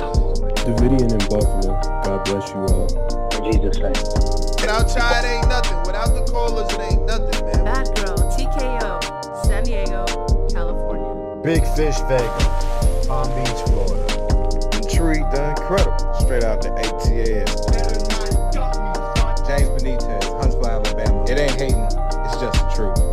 Show Kid, Mount Vernon, New York, suckers. SDS Promotions. Coach Mide from London, UK. Checking in from Tennessee, it's Lethal James, P-A-Y-N-E. It's lethal. Line 6 Reed, just spreading that boots gospel. Bo from Bama, only in America. Well, I'm a true attestation to the American dream. King Born, Crown Heights, Brooklyn. You heard? 4 chicken wings and french fries, breakfast and champions. Let's get to it. JT, New Orleans, Louisiana. Stuff like that. Yo, TVV, this Coach J-Mac. Going to Louisiana, 504, baby. What have you? C. Y. E. California. All right. We back. We got Truth. Atlanta, what it do? My boy Ness. What it do? How you doing today, man? All right. Yo, you ain't never even, so you ain't fighting. Is you at least coming through? I don't think so. I got a lot. You ATL dudes, man. Y'all be right there scared to drive, man. Shit crazy. If I can get some shit figured out with my business, I got you. It's just I've been real busy, man, honestly. I hear you. Busy's a good thing, especially if it's your business. Yeah, I got a tin shop, and I be working with cars. I'm having some people install like lights and stuff, like ambient lights, star lights, all that stuff at the shop. So yeah, man. Let me see what's up. Hey, this Ryan fight. I feel like people saying that there's not a lot of hype behind it. Lately, I've been noticing that with fights, it don't get hyped up until like the last 2 days. But I'm sure I'm sure people gonna pop out. I remember they were saying that about the Crawford or Canelo fight, that there was no hype. But everybody popped out either way. Yeah, so I think a lot of young people gonna be there, especially I know a lot of the OGs, they don't really like Ryan and shit, but I'm sure all the new generation gonna come through for him, especially all the influencers. And they're gonna influence their fans to pop out too, because Ryan's been on streams and he's been on YouTube videos, interviews. So I think all that's gonna translate to the ticket sales. And yeah, and that's what you wasn't feeling my take yesterday when I said something about the Xander fight, the Devin and Xander fight that nobody asked for it. I mean, I didn't have anything against it. I mean, you're right. Nobody asked for it. It's just like the T.O. Shakur. Nobody asked for it. Don't mean it ain't going to be a good fight. Don't mean it ain't going to be history. Looking for Shakur. T.O. Shakur ended up being, pound for pound legacy for Shakur. So, who knows? Devin goes up and knocks out Xander, pound for pound legacy. Okay, tell me this. All right, who you got winning that fight? Which one? Devin versus Xander. Xander Zayas right now. You got Xander beating Devin? Uh-huh. Interesting. Okay, so that means that might be a good fight for you to, I just think that we let, and shout out to Tone, how influential he is, because it's, to me, I'm like, I don't see the lick. I see a bigger man, a longer man, a younger man, and a dude with momentum. I don't stopped. understand what people see, you know? I hear you. I stopped listening to Tone. I mean, I listen to Tone. He's entertaining and everything, but like when it comes to like boxing and him influencing my thoughts and stuff, I don't allow that no more because you've been saying that from the beginning. He's a big pancake flip flop. He be Yeah, flip man. flopping all over the place, man. So it's hard to you know I went him with that, but yeah, man. Yeah, but I still think Devin should make that Shakur fight happen. Why not? Does Shakur not want it? Not without a catch weight. Damn, that shit lame, man. But anyways, I'll call back in there if anybody say something, man. I appreciate you, Ness. Appreciate you. Yep.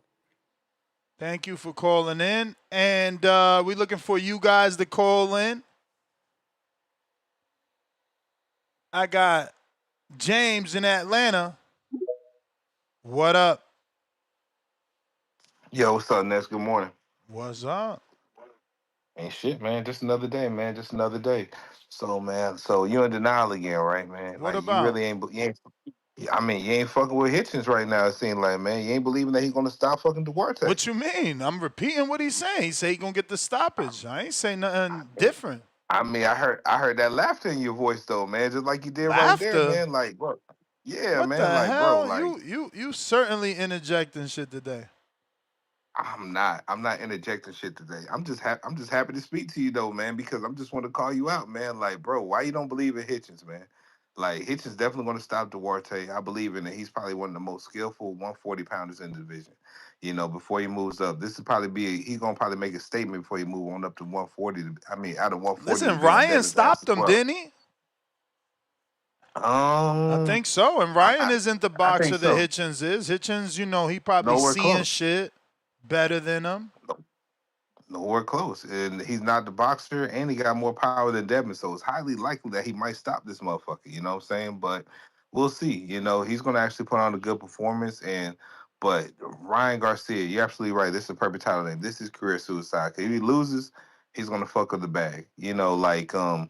Like I was talking about it this morning and everything, and like I know you already talked about it, heard about it, man. Like the potential rumored ring 8 card or whatever. They threw all the names out there: Shakur versus Ryan, Devin versus Keyshawn, and Conor Ben versus Roland That's a Romero and great way to everything. get shit shaken, boy. So like if he fucks it up and everything, he's gonna fuck up another big potential event. But I think if he wins, the only thing that does is help Shakur Stevenson's legacy because he's a big fight hunter right now. Like like even in the future, like this catchweight shit or whatever, like if he does get a hold of Ryan and beats Ryan on a ring event with Devin being the co-main, which it was surprisingly Devin will be second time being a co-main to Ryan Garcia, which that's nasty work with him being such a big star he is and everything. He shouldn't be the, co-main or second act or whatever to Ryan. But Shakur, well, how he is already close to Devin in social media profile, he's gonna well surpass Devin. So, with that, 5 division champion, all this other shit that Shakur's doing and everything, Devin Devin ain't gonna be able to fuck with him in negotiations. That whole undisputed shit that he did at 135, that sounds cool. But Shakur's gonna be cementing himself in like a different stratosphere. So just be mindful, man. Like Devin, them niggas better go ahead and just humble themselves right now and know when they meet Shakur in like the next year and a half at a negotiating table, they're gonna have to be on that B side and just accept it. And this Devin Haney shit that's going on in this TV community, it's probably gonna be over with too. Because you remember what happened last time after Ryan kind of But beat it him and won't be. then It they won't got be lost over. It congregation. won't be over because It kind of will. It listen, kind of will, listen. man. It 'Cause won't be over. You gotta understand. You gotta understand how Mhm. the human mind works. If Devin loses or Ryan wins, people gonna come here because they need to say, "Ha ha! I told you he was a bum. Ha ha! I told you Ryan was better." It's never gonna be over. It's never gonna be over. I mean, look at it. It isn't over now, and it's been an entire year. It's gonna be 2 years in 2 months. 2 months. Yeah. Yeah, I mean, I think it will be over for Devin if he loses Shakur, which I know They're that's going to happen attached. Oh, guaranteed. you talking about Shakur? I thought you meant Ryan. I was just Nah, saying. nah, I nah, nah, thought nah, nah, Ryan nah, and nah. with Ryan, I think that they're attached right now. Unfortunately for Yeah, Devin, no matter what he does, yeah, his legacy is still attached to Ryan. yeah, and I think if Ryan actually gets a belt and everything, he's forever going to be a draw. You know, I think that's all he needs to do to actually cement himself as well, because he's always going to have fans believe in him if he gets his belt this weekend. So all he got to do is win, and he's going to still have people coming out to see him. If he loses and shit like that, we're going to lose the Ryan Garcia fan base. So what little it may be in this community now, it's probably going to get even less. But nah, man, this is a good topic though, man. I appreciate you, Ness, for how you do these shows 7 days a week, man. And just be mindful, man. You know, I think you picked the wrong side of the history because Shakur Stevenson going to be one standing at the top of the throne when it's all said and done, man. Next couple of years. Shout out to you. Shout out Shout to the out to community as North New always, Jersey, man. man. You know, that would be beautiful for Shakur because, you know, he'll go on to inspire, you know, hopefully thousands, hundreds, maybe even millions of you know, new North Pure New boxing. Jersey residents that see a different outlet. You know, if he becomes the next Floyd Mayweather, both in the ring and financially, you know, he can potentially inspire. Listen, I'm all cool with him doing his thing, man. I just wanted the fight. You feel me? Like I want it now. You know, it's just funny that all I want is the fight, and now we getting like, you know, there was a speed bump back then. It was a percentage. Now there's a speed bump. Now it's about the weight. It's just like, yo, you know, hopefully 2 years from now we at a point where, look, bro, just give us the fight. But Ness, let's be honest though, man. You know, nobody in the public really gives a fuck about Devin Haney fighting Xander Zayas, man. The fight that the streets Yeah, want, no, the that's fight that okay. we That's need him to okay. believe, Listen, we that's need okay. Keyshawn. That's okay because they were willing to go to PR, bro, and that's expanding your fan base. You know what I'm saying? You go to the little island of Puerto Rico, you go ahead and you get what they got over there. Let me do a quick Google search. Isn't it like 7 million Puerto Ricans? Yeah, like 7 million or some shit like that. Okay, that's double FYI. That's double Jamaica. Just saying. You know what I'm saying? You go over there, you get that quick money with Xander. What he did over there? 1.1?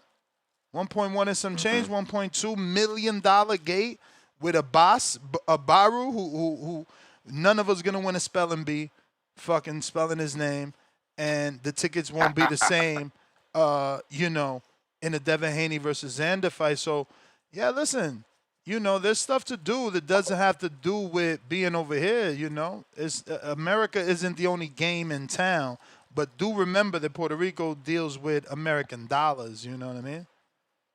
For sure, for sure, for sure.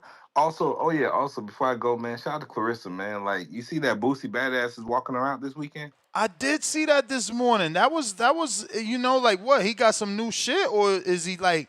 See, you know, I just never been on that. You know, other than the East Coast rap, I ain't really fuck around. So like, you know, shout out to Lil Flip and dudes like that, like Paul Wall from Texas that got my Hold attention. on, You know what I'm saying? my nigga. But I ain't Stop really fuck acting with. like I know. Huh? I don't believe you listen. I don't believe you listen to Lil Flip. There's No, no back fucking in the way, man. day, bro. We talking about back in the fucking day when I was a youngster, Yeah, early and 2000s. and Lil Flip was popping with, and what they want, Flip. You know what I'm saying? When he was popping back in the day, and even when Paul Wall was popping back in the day, you know what I'm saying?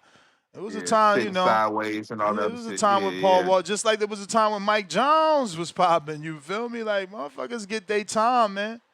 Everybody get their time around the sun, man. That's the thing. What goes up must come down. But you got to know how to, True. you know, deal with the ups and the downs. That's all. But real quick, before social media, Mike Jones was a genius, man, for actually marketing himself by giving out his actual phone number and everything to all his Yeah. fans. Yeah, that was That dope. was that was that was actually ingenious and everything of him. I never But remembered that cell phone number. man, 281-330-8004. Can't forget it, man. Can't forget it. Anyways, man, shout out I to hear you the and shout out line's to the still community. working right now to this day. It is. It still is. It still is I working. hope he It still getting is like working. tour dates and shit, because he never had another hit after that. Come on, man. He had What? that. What was the other hit? Mike Oh man. Jones. Yeah. Young Jesus Jock. Christ, man. Then he had, He had way more hits. Young Jock had way more hits. Like, you know, Mike Jones was a fail. No disrespect. Not a fail. It's called one hit wonder in music. I don't. Yo, I got Man, hella back callers. then Let they me did let you go. holler at the case. Or you got to pay like you weigh. And have you been doing your steps? Because you might weigh a lot. Yo, I actually went back to the walking pad. I want to ask y'all if y'all heard it in the morning, like in the beginning. Did you hear the pad itself? And did you hear my breathing, bro? It's crazy. It's different on the walking pad and walking in place. And I asked AI, and there's clearly a difference. Not only was I sweating and feeling, you know, more exerted, yeah.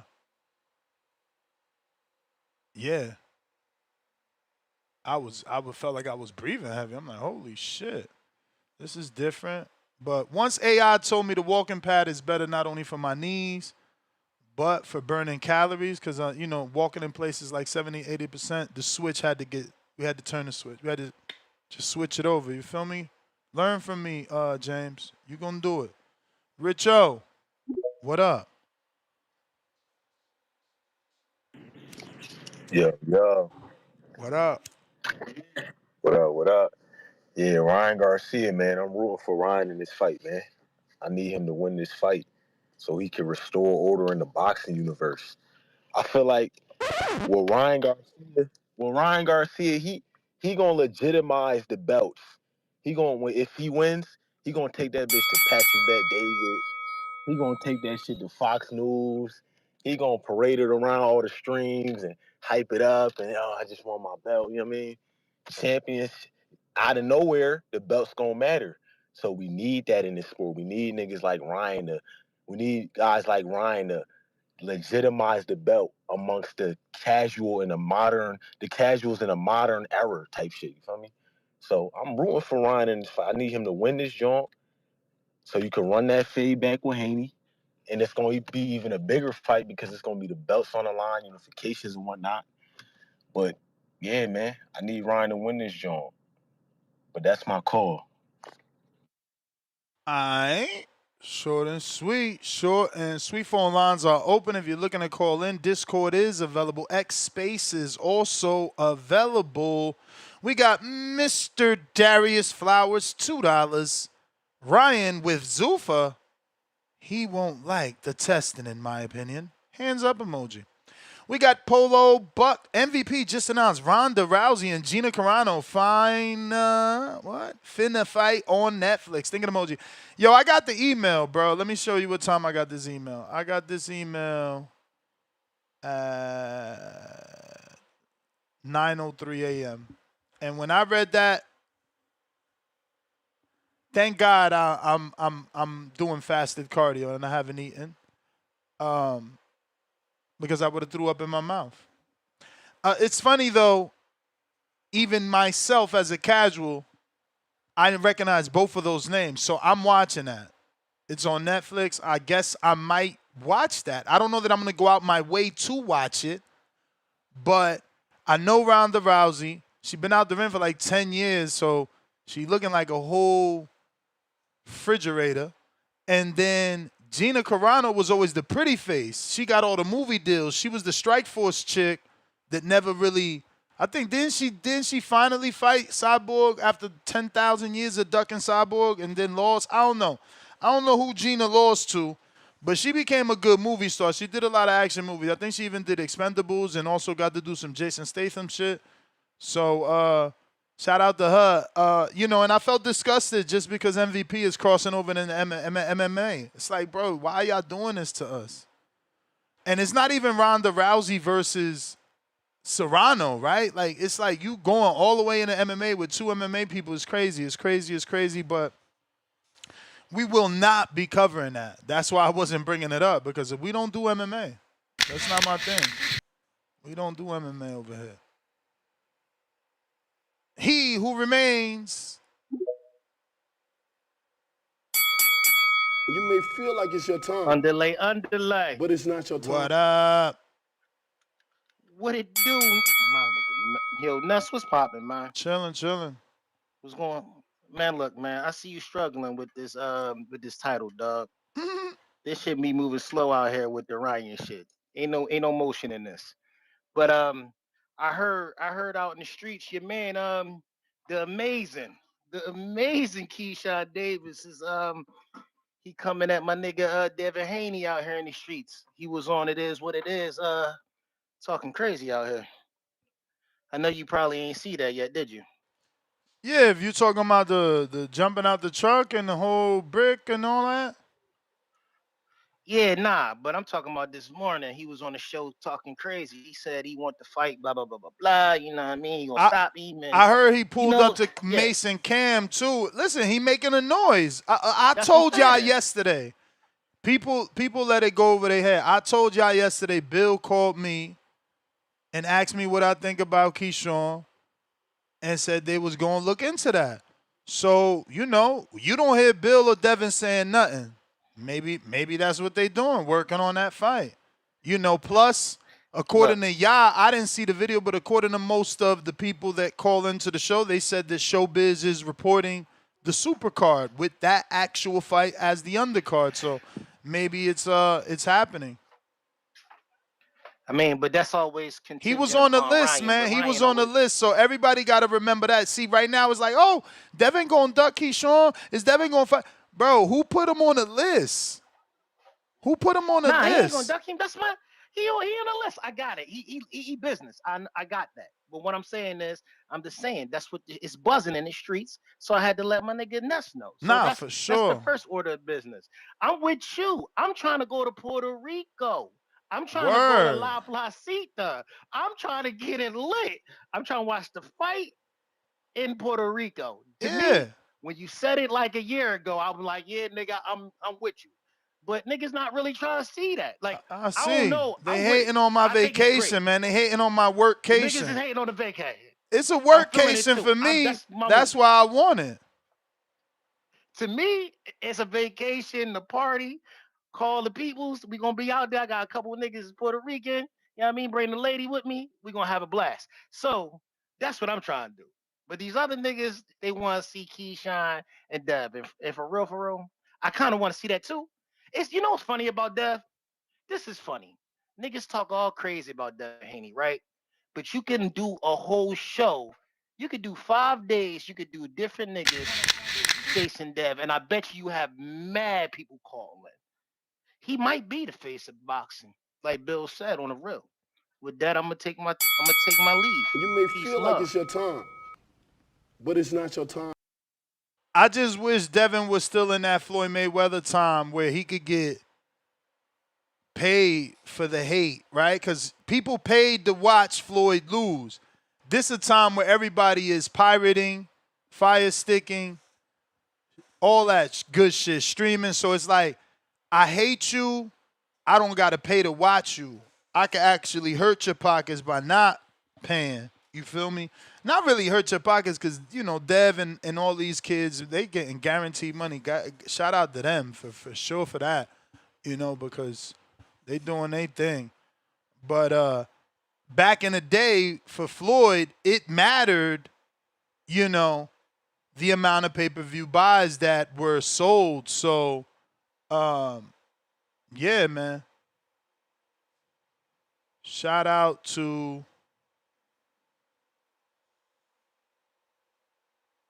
that old day, man, because right now Devin can't make no money from the haters that he got. But he definitely can spark interest, and that's what he does because they dislike him so much. His fights are big. It's crazy, though, because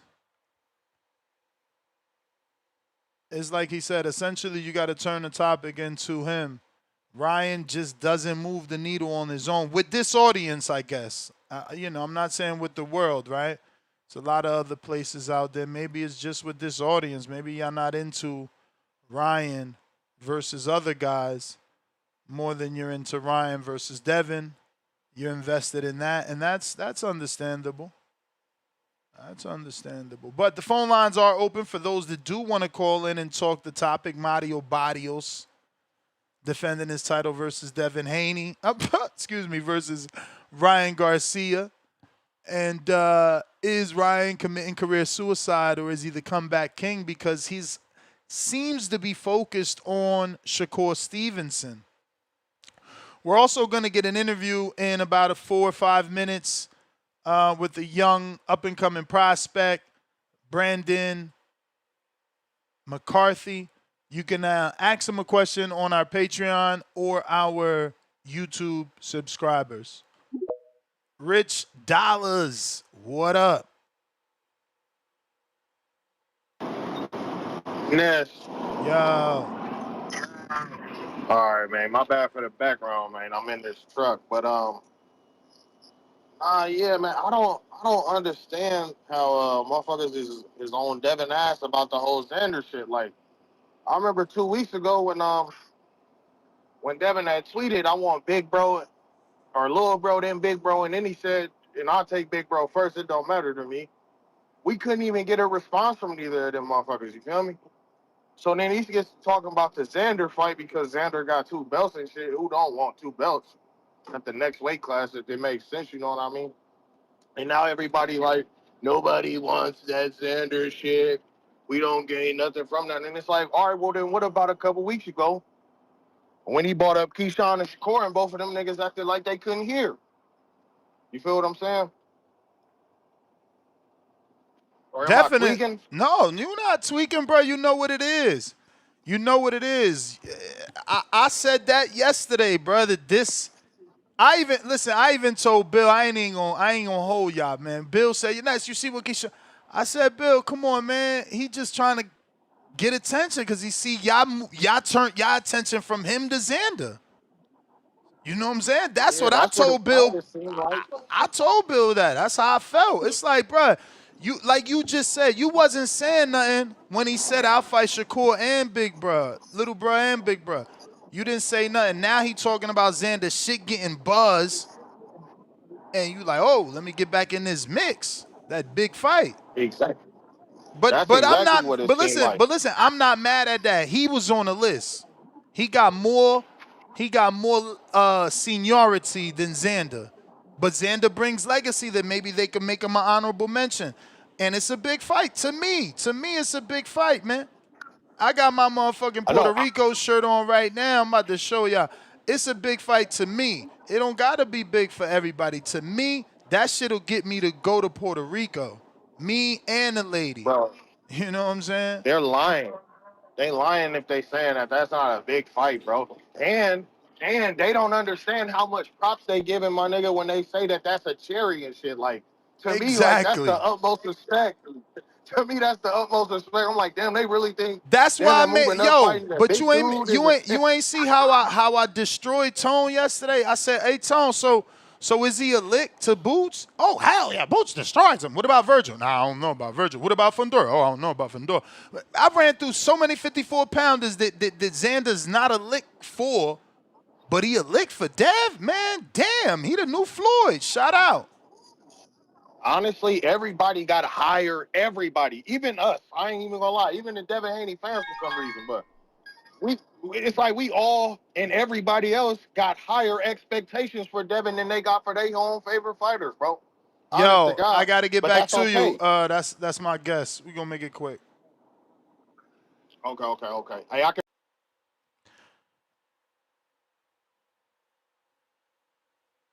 Brandon, what's up? Going? How are you? I see you well. I'm good, man. How are you? I'm good. I'm alive. Ready for training, ready for the day ahead. How's life with you? I cannot complain, man. You know, doing this show is my passion. Talking to guys like yourself is what gets me through my day, man. So, yeah, man, you come from pedigree, man, and you've been doing this for a long time, man. Tell me a little bit about yourself and your background. Yeah, so my name is Brandon McCarthy. I'm 25 years old and I'm 5-0 as a professional. I'm from Ireland and I moved to LA just to start my professional career over here. So I had a good amateur background back in Ireland. I won 16 national titles back to back. I had a lot of international experience, and I was going for Paris for the Olympics then, and just broke my hand 2 weeks beforehand. So that's what shifted the change over to here. That's unfortunate. How'd that recovery go? It was hard. It was 6 or 7 months of just being in a cast, physio, rehab. But luckily, my father back home, he said, if your right hand is broke, we can still work on your left hand. So we perfected my jab, my left hooks, and we just kept training.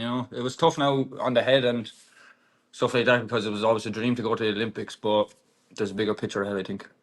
So, at what age did you move to the States? I moved when I was 22 over here. Oh, wow. So that's recent. Yeah. You're only 25 now. I'm only 25 now, yeah. So I'm 5-0 as a pro. I've had 5 fights over here since I turned. Yeah, I And just noticed. getting All life- of just them getting have life been settled in, here. pretty much all of them have been in L.A. Yeah. I made my debut in San Francisco, and then I got a contract with Pro Box then, so I was fighting on with Pro Box there around here, and I think I had 1 or 2 fights back home in Ireland then as well from family and friends and stuff. So when you Just say looking you to got a build up after contract that. for Pro Box, was it a one-fight contract or was it a multiple fight that you got out of? Just 4 fight contracts, so I got a year with them, and that's what got me to 5-0 then. Okay, so all those fights were with Pro Box. My last 4 fights are all Pro Box cards. Yeah, I was signed with Pro Box. Oh wow! So they've taken you all around the world. That's beautiful. Shout out to That was Pro Box. Gary Jonas, Well, man. That's Yeah, nice. so now I'm looking to build again now. I've just got new management. I signed with Mark Habibi with Wise Owl. What? And then, yeah, we Nice. got a I know deal. Mark. Yeah, he's a very good guy, yeah. And then we got a deal done with DMG then to get back fighting again, get back in the ring and make a mark. And that's because the contract with Pro Box is up. Yeah, that was up. Yeah, exactly. Yeah, and I was getting settled here. When I first came over here, I was living in Airbnbs and stuff like that. So only in the last couple of months, I kind of got my own apartment and I kind of made this home here. You know what I mean? So it's just time to fully focus on getting back in the ring now. Let me don't mind me. I can hear you. I just gotta turn these blinds down before you can't see me. But all right. So you didn't decide to go back with Pro Box that could keep you active. Are you guys considering Zuffa Boxing? What's the next move? I know you said you signed a DMG. Is that a promoter? Yeah, that's the promoter. Yeah, DMG Boxing here. So they've just signed Brandon Adams as well. So I'm planning to fight on that undercard in Vegas on April 11th. Okay. And So that is that going to be on television? Yeah, I think so. Yeah, it's going to be on TV. Yeah, it's IBF Final Eliminator, so it'll be a big card. Wow, Final Eliminator at 40. You there? Yeah, can you hear me? Yeah. The main event is a Final Eliminator. The guy that's fighting, Brandon Adams is fighting, is actually another fellow Irishman as well. No. But I'm saying your fight is a Final Eliminator? No. Brandon Adams' fight. Oh, okay. I was about to say, holy smokes. You were about to impress me. I was running to the rankings like, holy shit, this kid is about to go up for a fucking eliminator already, man. No, not yet. Soon one day. Okay. Yeah, but that'll be 6-0 then, my 6th fight back in. So it's nice. It's a good opportunity for me as well to get eyes on me in the US, to build a fan base here and then keep the fan base back home as well in Ireland too. For sure. So I hope this question doesn't sound, rude, because obviously Ireland has to be huge, but boxing, I'm assuming you at least seeked out to spar with the public nuisance, Sean McCombs. I thought he beat Arnold Barboza. I thought so too, to be honest with you. Yeah, I thought he had beat him clear as well. I know Sean from the amateur days as well, you know what I mean? He's a great athlete, great fighter. And I just think after that moment for the fight, he kind of got hidden, you know what I mean? He hasn't got the platform then again, but I definitely thought he'd beat Barboza that time. But there's some serious fighters in Ireland, you know what I mean? We've been known for fighting. So there's some talent coming through now and up onto the professional game. What's your thoughts about Callum Walsh and how his career is panning out? He had that big fight on the Canelo undercard with Crawford, and he didn't quite get the knockout. I'm assuming Zuffa Boxing and even Ireland wanted, versus a Mexican on the big stage. How did you think he performed? Did you get to watch it? And if Yeah, not, I why watch it. not? Yeah, me and Callum are teammates since we were 13 and 14, and Team Okay. Ireland coming up. You know, we travel the world and been the Europeans and worlds together. So Callum actually came over here just at the start of COVID while I was still going for the Olympics for Paris and stuff. But yeah, been doing amazing over here. You know what I mean? He's got a great platform. He's got great backing and a great team behind him. I just think he's settling down a bit more now and getting comfy at it. You know what I mean? So I just hope they don't push him too fast, but at the same time, he's well able. You know. For sure, for sure. That's interesting, man. I'm happy to hear that you guys are teammates. Man, Yeah. it seems like Zuffa is the new big thing. It seems like that, yeah, but you don't know either, you know what I mean? For me, myself, anyway, being a little boy, it was always the green belt was the one that I always had eyes on anyway, you know what I mean? It's the one Yeah. that catches your attention, like you want that WBC one, so... But speaking of the WBC, how do you feel with the recent, I guess, stances of these great American champions in Terrence Bud Crawford, Shakur Stevenson, kind of exposing how much money you guys have to pay? I mean, they wanted $300,000 from Terrence and another $120,000 from Shakur. And granted, while they might not be asking you for that amount at this moment, you got to imagine if you get to that level, this is what they expect from you, which is essentially a house here in Florida. Yeah, it is. It's crazy, isn't it? Yeah. But that's... People know that before they get into boxing. Boxing is one of the most corrupt sports in the game, you know what I mean? And it's a dirty business. So these guys are making enough. That's what I believe anyway, you know what I mean? These guys are making enough from it. Like, just pay what you have to pay. Keep your belts. For me, it's for legacy anyway, you know what I mean? I just want to have the belt. Like, take the money out. So why pass away is in the the morning belt and your money's so not good to you. important to you? Why is that? Because you're like, pay what you got to pay, just take it. Okay, so now you understand, I'm going to work my life to get this belt that costs me what it costs to put my family in a house. So why? Tell me why it's so important to you as a fighter. Pride, to be honest with you. I always, at least when I died, and I know I died a world champion, you know what I mean? I'm not going to say I died with all this money in the bank and didn't accomplish my dreams and didn't do this because Now of you some other think that system. mindset changes the minute you win that title? Nah, I don't think so, no. Like by change, I mean, okay, now I can die and say I was a world champion. Let me get rich.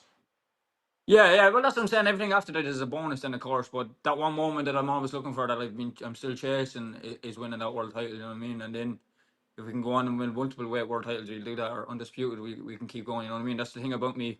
After I start winning and I get a little taste of it, I want more, you know what I mean? And back in Ireland, I done the same. I went back defending my title 16 years in a row, you know what I mean? 16 times, one after another, to go back and do it. And I was just like, so I know once I get that little bit of taste of success at the top and I'm up at that level, I know I'll want more, you know what I mean? I want to jump up weight, go for another title, take another belt, see how much we can get out of it. What are your top 5 Irish boxers? Of all time? All time. Right. Where's Mickey Ward? Is he in there for you guys? Oh my God, he's not. Why? Because he's not from, like, he's not born in Ireland. That's why. No, I don't know. To be honest with No. you. No, listen. Don't feel bad. It didn't even come to head now. But listen. Don't feel bad if that's why. I'm just trying to figure it out because Mexicans do it, right? They do it to Benavidez. Oh, he's not Mexican. He wasn't born here, right? And Puerto Ricans do it. Well. Puerto Ricans do it. They're like, oh, Berlanga's not Puerto Rican. He's from New York. He's New York Rican. He's not born here, right? So it's like, do you guys look at it the same? It could be a little bit of that as well. Yeah, but I suppose Mickey Ward wouldn't have even popped the head when you asked me that question. Now, first person to pop the Holy head shit. was So, okay, Steve, no Mickey Steve Ward. Collins. Let's table Mickey Ward. Give me your top 5. Steve Collins, Andy Lee. Holy shit. I can't. Andy Lee. No disrespect. Yeah, No disrespect. I just didn't know that I got the chance to live through I watched and covered his life. Like, I knew Emmanuel Stewart before he passed. So, like, that's crazy that he's in your all-time. And I watched his whole career. I watched his whole career. I mean, fuck, is the biggest win Peter Quillen and a domestic win too, right? He has a domestic win as well. I think Remember that night he knocked out Jackson, I think, or Johnson, was it with the Yeah. right hook as well? The upset, yeah. I I remember I was a young wouldn't. lad, and I don't my think. dad woke me up to watch that, and I remember I was watching it, and it was I don't think I would Andy Lee give was him getting as much destroyed. credit for the win over Julian Jackson's son. I think, what was his name? John Jackson. I give him more credit for the That's the Peter one I remember. Just Quillen my win. father woke me up one time. He's got the Peter Quillen win, and I think another big win. Let me pull him up. Yeah, That's good, though. Keep going. Who's the other 4? Andy. Oh, no, the other 3. I have to throw Katie Taylor in there, number Katie 3. God, probably Taylor. would. Katie, and I was Wow. teammate with her, Wow. Shout out in to Team Ireland you. and stuff. So even kind of seeing her training through the amateurs and what she had done and the mindset she used to carry herself, I seen what she done as a professional then, and it was just like unbelievable. After Katie Taylor, then who? Carl Frampton. I stick Carl Frampton in there as well, maybe. Okay.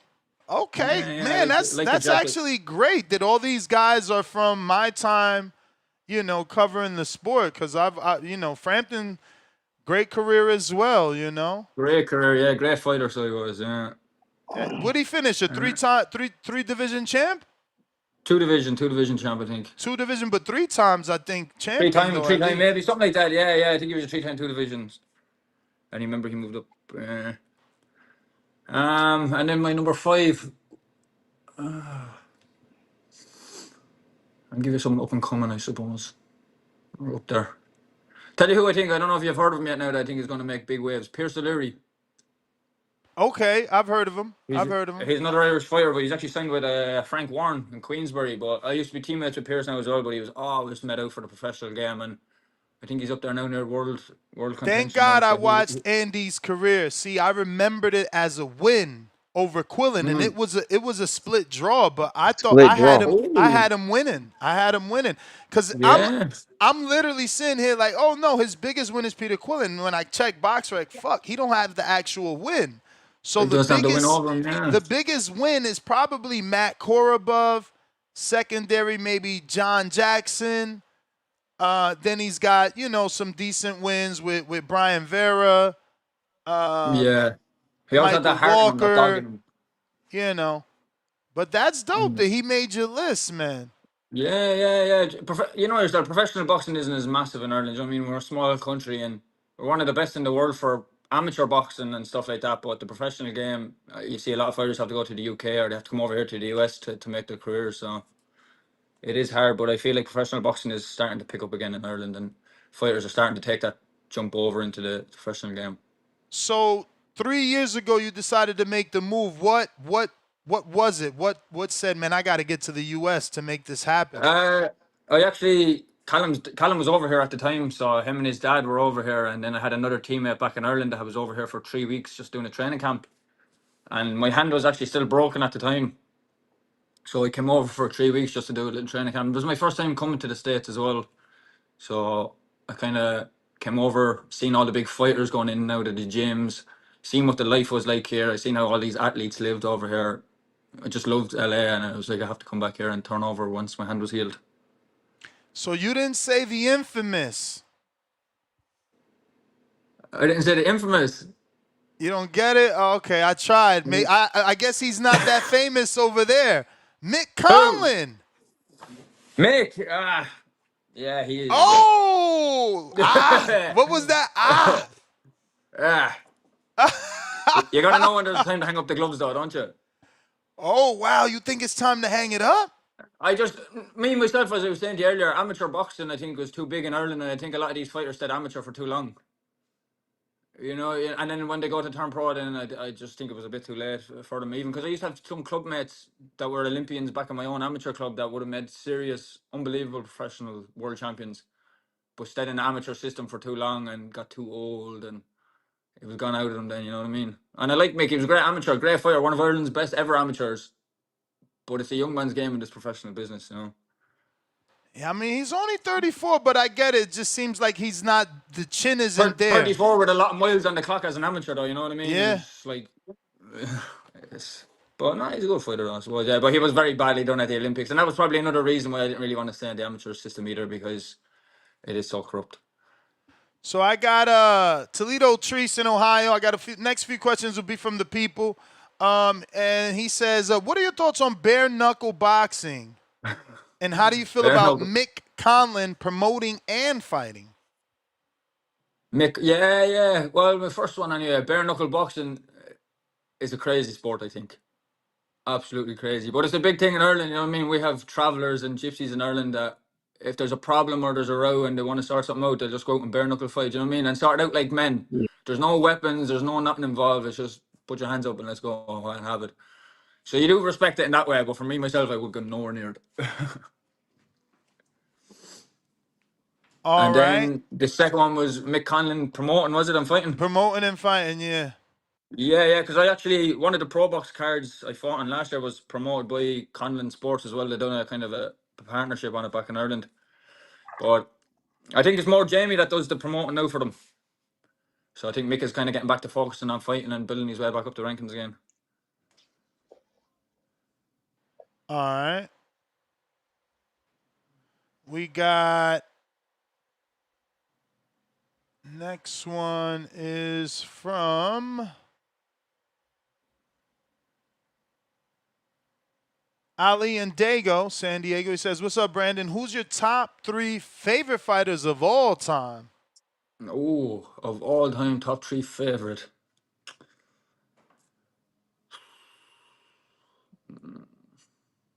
Vasily Lomachenko. All time. Prince Nazim Hamid. Wow, okay. Yeah. Throwback. Who else? But I suppose maybe Tyson into it, Mike Tyson or Ali, but That's strange. That's strange. You go from lightweights and featherweights all the way to to mix it up, the yeah. heavyweight. Different styles, different things I like to pick out of them. You know what I mean? Attributes that they do good. So I'm like, if you could perfect 3 of their things that they have, you'd be a good all round fighter. So did you come to the States alone, or you got a wife and kid? What's going on? I have a wife and kid now, alright, but I did come here alone. Yeah, I came over here on my own. I've 2 in 3 younger years, sisters. man. 3 years, you got married and the kid. Yeah. Life moves fast, my man. It's a little stepdaughter. She's not my girl now, but she's my wife's girl. So yeah. And But I've 2 little sisters then back home, and my mother's back home in Ireland now as well. So all my family are really back in Ireland, and I'm over here trying to make it and bring them over one day. So being in LA, did you find yourself an Irish wholesome woman, or you found yourself a Mexican woman? I found myself a Mexican woman. Let's me in order. go. Let's go. Viva Mexico. Yeah, Viva Mexico.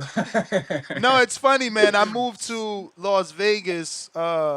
I just came back 2 months ago. So I was living there for nearly 4 years, 3.5 years. And oh, damn, man. I took my son with me because, we're from the East Coast, and I just want him to experience that side of the world and different cultures, And I said the same thing. I said, I hope he breaks the cycle, because we're Caribbean. So everyone in my family is married to a Caribbean in some way or another, whether they're Dominican, Jamaican, Cuban, or Puerto Rican. We're like intertwined. So I'm like, I want my son to find a Mexican woman, to break up that cycle, change up that bloodline, man. Yes, sir. Branch out. I got 3 more questions for you. Juan out of Houston, he says, the Irish are known supporters of human rights. What is your view on athlete activism outside the sport, such as supporting the Palestine liberation, for example? Whoa, he wants your political views. No political views because you'd have to break that down into more simple English for me, to be honest with you. Yeah. Rewrite the question, Juan. We got Quest the Best from Virginia. He says, what's up, champ? Blind rank these 5 boxing traits you think are important to have.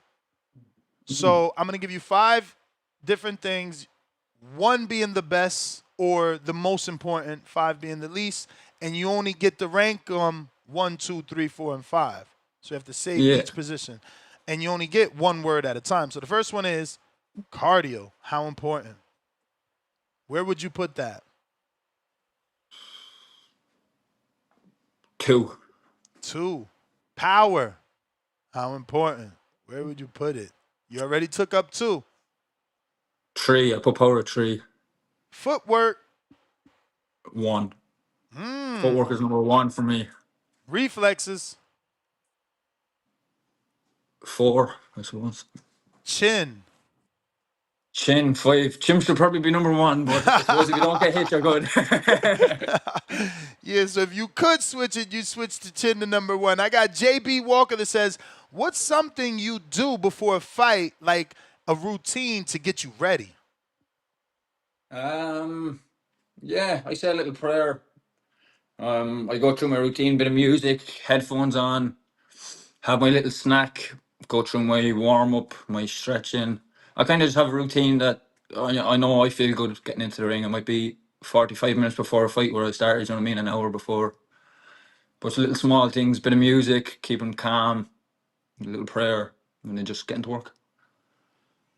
All right, man. Junior, you got anything? I know you didn't know I was having a guest, so if you're good. Yeah, I didn't know. I just rushed No, of home, course. man. I understand. So if you're good. But yeah, I'm good. But I just say, man, I like watching your fights. Just keep turning that corner like a pro, man. You turn into a complete pro. Keep doing your thing. Thank you very much, Brandon, man. please give out your social media in case anybody that is listening yeah, definitely. isn't Get me on following you. Instagram. Yeah, my Instagram is at Brandon_MCC16. So you can I follow me there, keep appreciate up you, to date man. with I training and appreciate fights. you. I I appreciate you. appreciate it, Listen, guys. let me know when you get an opponent for that DMG card, then we can reschedule again. Yes, sir. Thanks very much for having me on. I appreciate it. Appreciate you. On the All ball, right, there you lads. have Have it, a nice ladies and day. gentlemen. Brandon McCarthy. What's up, Junior? Good morning. Good morning, Mr. Ness. How you feeling, man? Chilling. Yeah, I heard a little bit of it before I went and took care of business and was coming back. So I didn't hear it as much as I was on my way back. But I did hear the whole thing about, Ryan and then the Devin and the what if and all this stuff. Man, look. I Everybody wants him to win, and I know you want him to win just to make it another big payday for Devin. Not to make it a payday for But Devin, to get that monkey yeah, off and his leave no back. doubt. He got to And get that monkey off leave his no back. These doubt. dudes, and probably when he beat them, they still going to want him to do it a third time. I'm telling you. But man, Ryan got to get it. This kid, I heard one caller right before I got to my destination when he was like, "This kid, man, has had everything just about, I won't say fully handed to him, like paraphrasing a bit, but basically every time he's done anything of minor, it like he gets a big accolade for it in a sense. And now his back is against the wall. So now next thing that's gonna happen to him is like, okay, they either gonna throw him out of there, and I could not believe that whole thing about no fighter arrival, no media workout. Fight week starts on a Thursday. For a big fight of this magnitude, the fight week officially for them starting on a Thursday, not even a Wednesday, a Thursday. And they're just gonna do a final press conference and move it on. So maybe they are getting out of the Ryan business or whatever, but they gonna make it very difficult for him to be done with Golden Boy. Yeah, man. So who you got in this fight? Because title is career suicide or comeback champ, man. What you think Ryan does here? Because if he loses, what do you think? Does he still have a career? Some people believe he could still go to Zuffa and things like that. I have Mario. I'm on the same fence as everybody else. I have Mario, but because of the fundamentals, and if he doesn't, hit a wall yet, because he's been in some wars, he's had some damage.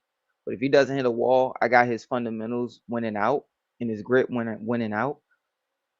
But and frustrating Ryan mentally frustrating him to the point where he messes up everything for himself by the middle of the late fight. For some reason, that just keeps playing in my mind. But I would like to see Ryan pull it off just so he can have peace with himself. And I get where he's coming from with that. He may not have said that, but we all know he wanted to get this type. He literally said on the stream. They called me for the Jake Paul fight. I turned it down. I turned that down just so I could get the opportunity to fight for a world title. So he knows he wants to get rid of whatever he wants to feel at peace. But yeah, I did this. They can never take this right here away from me. But honestly, I got Mario, man.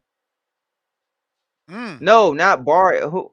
Who Barrio mentally frustrated in a fight? No. Okay, Ryan has had a habit. A bad habit of. Let's look at the Duarte fight. He sits there and he rolls and he tucks and he's turning away. Then you go to, besides, only time he has never gotten frustrated was when he was with Eddie. All his other fights, it seems like he just cuts off. The Rolly Romero fight, it was simple. It was a simple solve it for that. Go back to your jab. Just go back to your jab. Like, just easy, man. Go back to your jab. This boy gonna leap in with hooks. He's gonna throw. You gonna know when he's gonna throw because he's gonna make a noise. So just go ahead, feint this kid and work your jab. Let's slow these rounds. Let's slow down these next 2 rounds. What if I was a car, I would have told him, man, let's slow down these next 2 rounds. Work your jab, all right? Like you know how to work your jab. Take it to the amateurs if you got to. And make this kid look bad. His feet gonna be stuck in cement anyway. He has to be planted to throw. He might leap in and throw shots, but his feet always have to be set to punch. To work your jabbing. He couldn't do it. It was like as soon as he got hit, nothing registered no more. And it wasn't, and I was wondering, was he like hit with a good shot and he made, because some guys go into like an autopilot. Man, no, you watch the replay, he was fine. It was just a flash. You're like, oh, what the heck am I doing down here? Motherfucker got me. Those type of knockdown. He couldn't get it together. So I'm like, okay, if he gets frustrated to the point where it's like, man, I gotta win this, and he make mistakes, and Barrios uses fundamentals, and he could do little stuff on the inside, little tricks on the inside when they get in clinches, yeah, he could frustrate him. Any fight at a certain point, if you do the right things in a certain thing, man, you could frustrate him. Well, let's hope. I want Ryan to get a knockout. How likely is a knockout? I know, Mr. Ness. We know. And no disrespect to Barrios. I just want the fear to be back in the eyes of the public. I want people to fear Devin taking this fight. I want them to be scared that he gonna get killed again. I want them to post the memes. I want them to build it up. Tell me it's gonna be as violent as that first one without the Osterine. I get it. I get exactly where you coming from. You want it to be. I want it to be the same. I want the record to show that Osterine had nothing to do with it. I know. You want it to be. You leave no doubt. Yeah, exactly. Let him win by spectacular knockout to then make this fight. So then when Devin goes in there and puts on another Brian Norman type of performance, it's like, now what y'all got to say? You could jump on the show that Monday and say, what y'all got to say now? Nothing, right? And there's nobody call in, or they gonna call in and say, my bad, Ness, you got that. To me, it's more about ever since he been testing, he ain't get no knockout. I just need to see a knockout. Good point. I forgot on to mention testing that. Without drugs. That's it. I just need to see a knockout on testing without drugs, because when you fought Devin, you didn't get a knockout and you was on drugs. Then you fought Rolly, you didn't get a knockout, you was on no drugs. So let's see, because this power people think he got, is it really there? Or were we fooled with what we saw in the Devin fight on drugs? And I need to see the power. I mean, I seen him knock out Fortuna. That was real. But again, that's all before the speculation, all before the allegations of being dirty. Now he's being tested like a fighter on VADA. Back then, we don't know how he was being tested because there was no doubt. Now they're making sure that it's all power. So I just want to see that power come back. Where is that?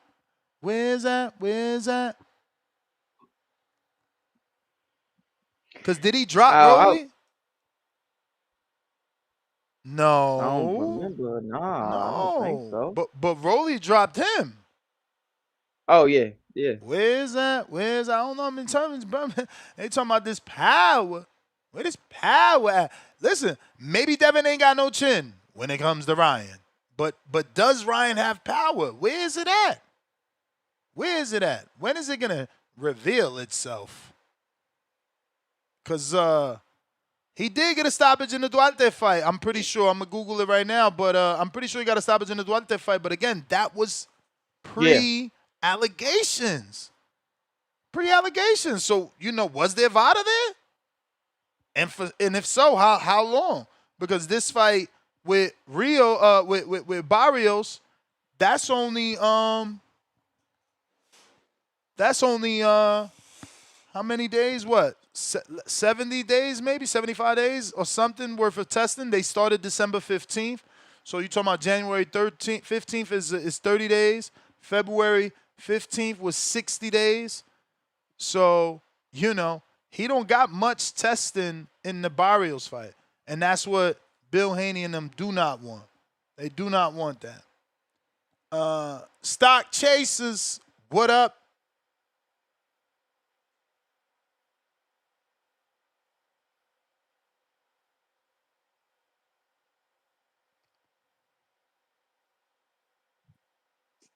Yo. What up? Yo. We hear you. Yo, stakeout stock. What's good? Hey, man. What's going on, man? Where the Ryan people at, B? They MIA or something? Bro, Ryan fans don't exist. Only Devin haters. I believe that, bro. I believe that. But listen, man, at the end of the day, check this out, man. Ryan got his back against the wall, bro. You feel me? So he could be a dangerous Ryan. I'm not going to hold you, man. I keep thinking about this fight coming up. Now that I keep thinking about it, I just keep processing it. Listen, man, I'm going to be honest. This is Mario Barrios' fight to lose, bro. This is not a fight that Ryan could win, if that makes sense. This is a fight that Barrios chooses to lose. That's how I look at it. Because at the end of the day, you feel me? You're the taller, longer guy. You're the more aggressive guy. You get what I'm saying? In my honest opinion, he's a better boxer overall. He got a jab. There's a lot of things that he has that he can do, especially with with the trainer he's been with, who's probably been giving him the inside game on whatever he's worked with Ryan in the past. It's just a part of the game. You feel me? But at the end of the day, Ryan, what we got with Ryan? With Ryan, yo, it's funny you brought that up. Junior brought up that nasty Duarte fight, bro, when he kept turning his back, acting like he was doing like a Philly shell. But Duarte had to keep hitting him in the back, and then the ref kept giving him warnings. That was nasty, bro. I totally forgot about that fight. Yeah, this is Ryan, bro. This is who Ryan is. Oh, this is a big fight, bro. At the end of the day, what if Shakur wants to fight him next? It's cherry picking, bro. To me, it's cherry picking. That's a lick, bro, for Shakur. There's no way to look at it. There's no other way to look at it, bro. At the end of the day, Ryan is gonna go in there. So you saying Shakur is better than Devin because it wasn't a lick for Devin? Shit, we gotta take a lot of shit in a perspective here, bro. Talk to me, because I just don't want you to get off the phone and then people be all in the comments, oh, Stock, you just made it clear that Shakur better than Devin. Shit, is he going to be on PEDs this time around? Is he going to come in overweight? You feel me? There's a lot of went on in that fight at the end of the day. You know what I mean? If Ryan comes in at 100 and whatever catch weight they trying to do, 144 pounds, he's going to be drained. Shakur's going to beat the shit out of Ryan, bro. That's just what it is. 144. Yeah, 144, you may bro. feel like it's your turn, man, 12-0. Yo, but listen, man, Barrios, get your shit together, man, and pound this dude out, bro. I'ma holler at y'all. All right. Let's see here. If you're trying to call in, Discord available, X Spaces available. We got a couple of super chats we got to get to. So while we're doing that. Go ahead and hit that thumbs up. It's going to help with the visibility of the show. We got New York Bullet, pound for pound, number 3 in the chat. $5. 3 million on the island. 6 million in the States, Ness. Puerto Rican flag emoji.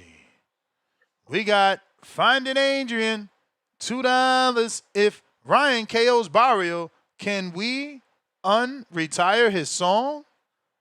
Nah, because then you talking about Haney. We got to make one for his Barrios pack, not the Haney pack. Latron Cooper, $2. Ness, hit that Canelo soundbite.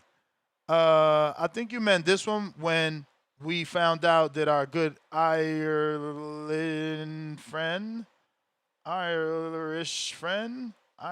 friend, ¡Viva México, cabrones! broke the cycle. I hate Jaywalk, it. Like, $5. Ness, you know what it is? They want Devin to lose. He the only one who gotta fight all the X-Men. Dirty Red in the 313. Ain't that Detroit? Detroit, or is that Cali? Welcome to the prospect level.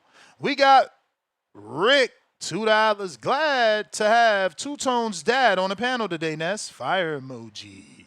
Pristine Sports Network, champ level, $2. Ryan get KO Monday. Ness topic is Ryan still on PDs. You're such a jerk. You know I don't never do that. Like if you ain't pop, I ain't saying you pop. I don't do that. I don't do that. But I see what you're doing. You ain't playing fair. You ain't playing fair. Rich Dollars, what up?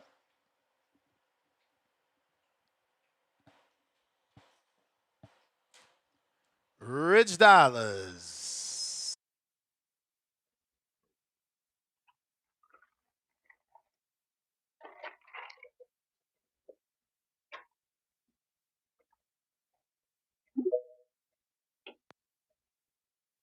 Tip Bayless. Oh man, damn, that was fast. Yeah, man, what it do? I just got on. Yo, what up, man? you hear me? Shake What out. up? Yeah, man. Ryan Garcia, Barrios. Look, I ain't even here to talk about that right now. I ain't even here to That's talk what about we that, talking about, man. That's what we man. I'm talking here to about, talk man. about Shakur Stevenson right quick, man. We talking I'm here about to talk about Shakur and Shakur Ryan Stevenson. too, man. We talking about is Oh Ryan man, focused on well, Barrios because he keep I talking about Shakur, man. well, I don't even want to mention Shakur and Ryan in the same sentence. I got another guy. I got a guy by the name of Oshaki Icewater Foster. You know what I'm saying? This is disgusting, man. This is disgusting. Listen, this dude Shakur, doing his whole campaign at 35, all he was ever saying was, "Don't nobody want to fight me. Nobody want to fight me."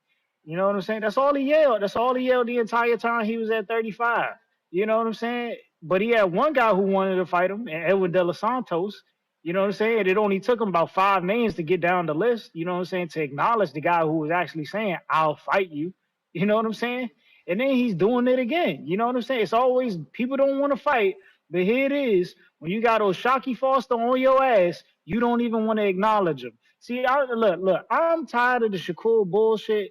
Like the dude, he moves weird, man. I ain't gonna lie, Buddy moves weird. Like when niggas want to fight, he don't want to acknowledge that niggas want to fight, but he'll get on the internet and always claim niggas don't want to fight.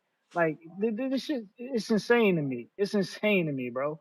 Like I don't get Buddy. I really don't. He got a weird energy, and I just don't understand it, man. You know what I'm saying? Like the dude want to fight, but you sitting here telling him he got to fight your dog. He got to fight your dog and Raymond Ford. You know what I'm saying? Like then you want to sit here and say, well, uh, uh, uh, uh, you'll fight Lamont Roach, but the only reason you willing to get in there with Roach is because you seen Roach had to draw with Tank and Roach had to draw with Eastside Pitbull Cruz, but you ain't see that with Oshaki, man. Like I don't get Buddy, man. I don't get Buddy. I don't.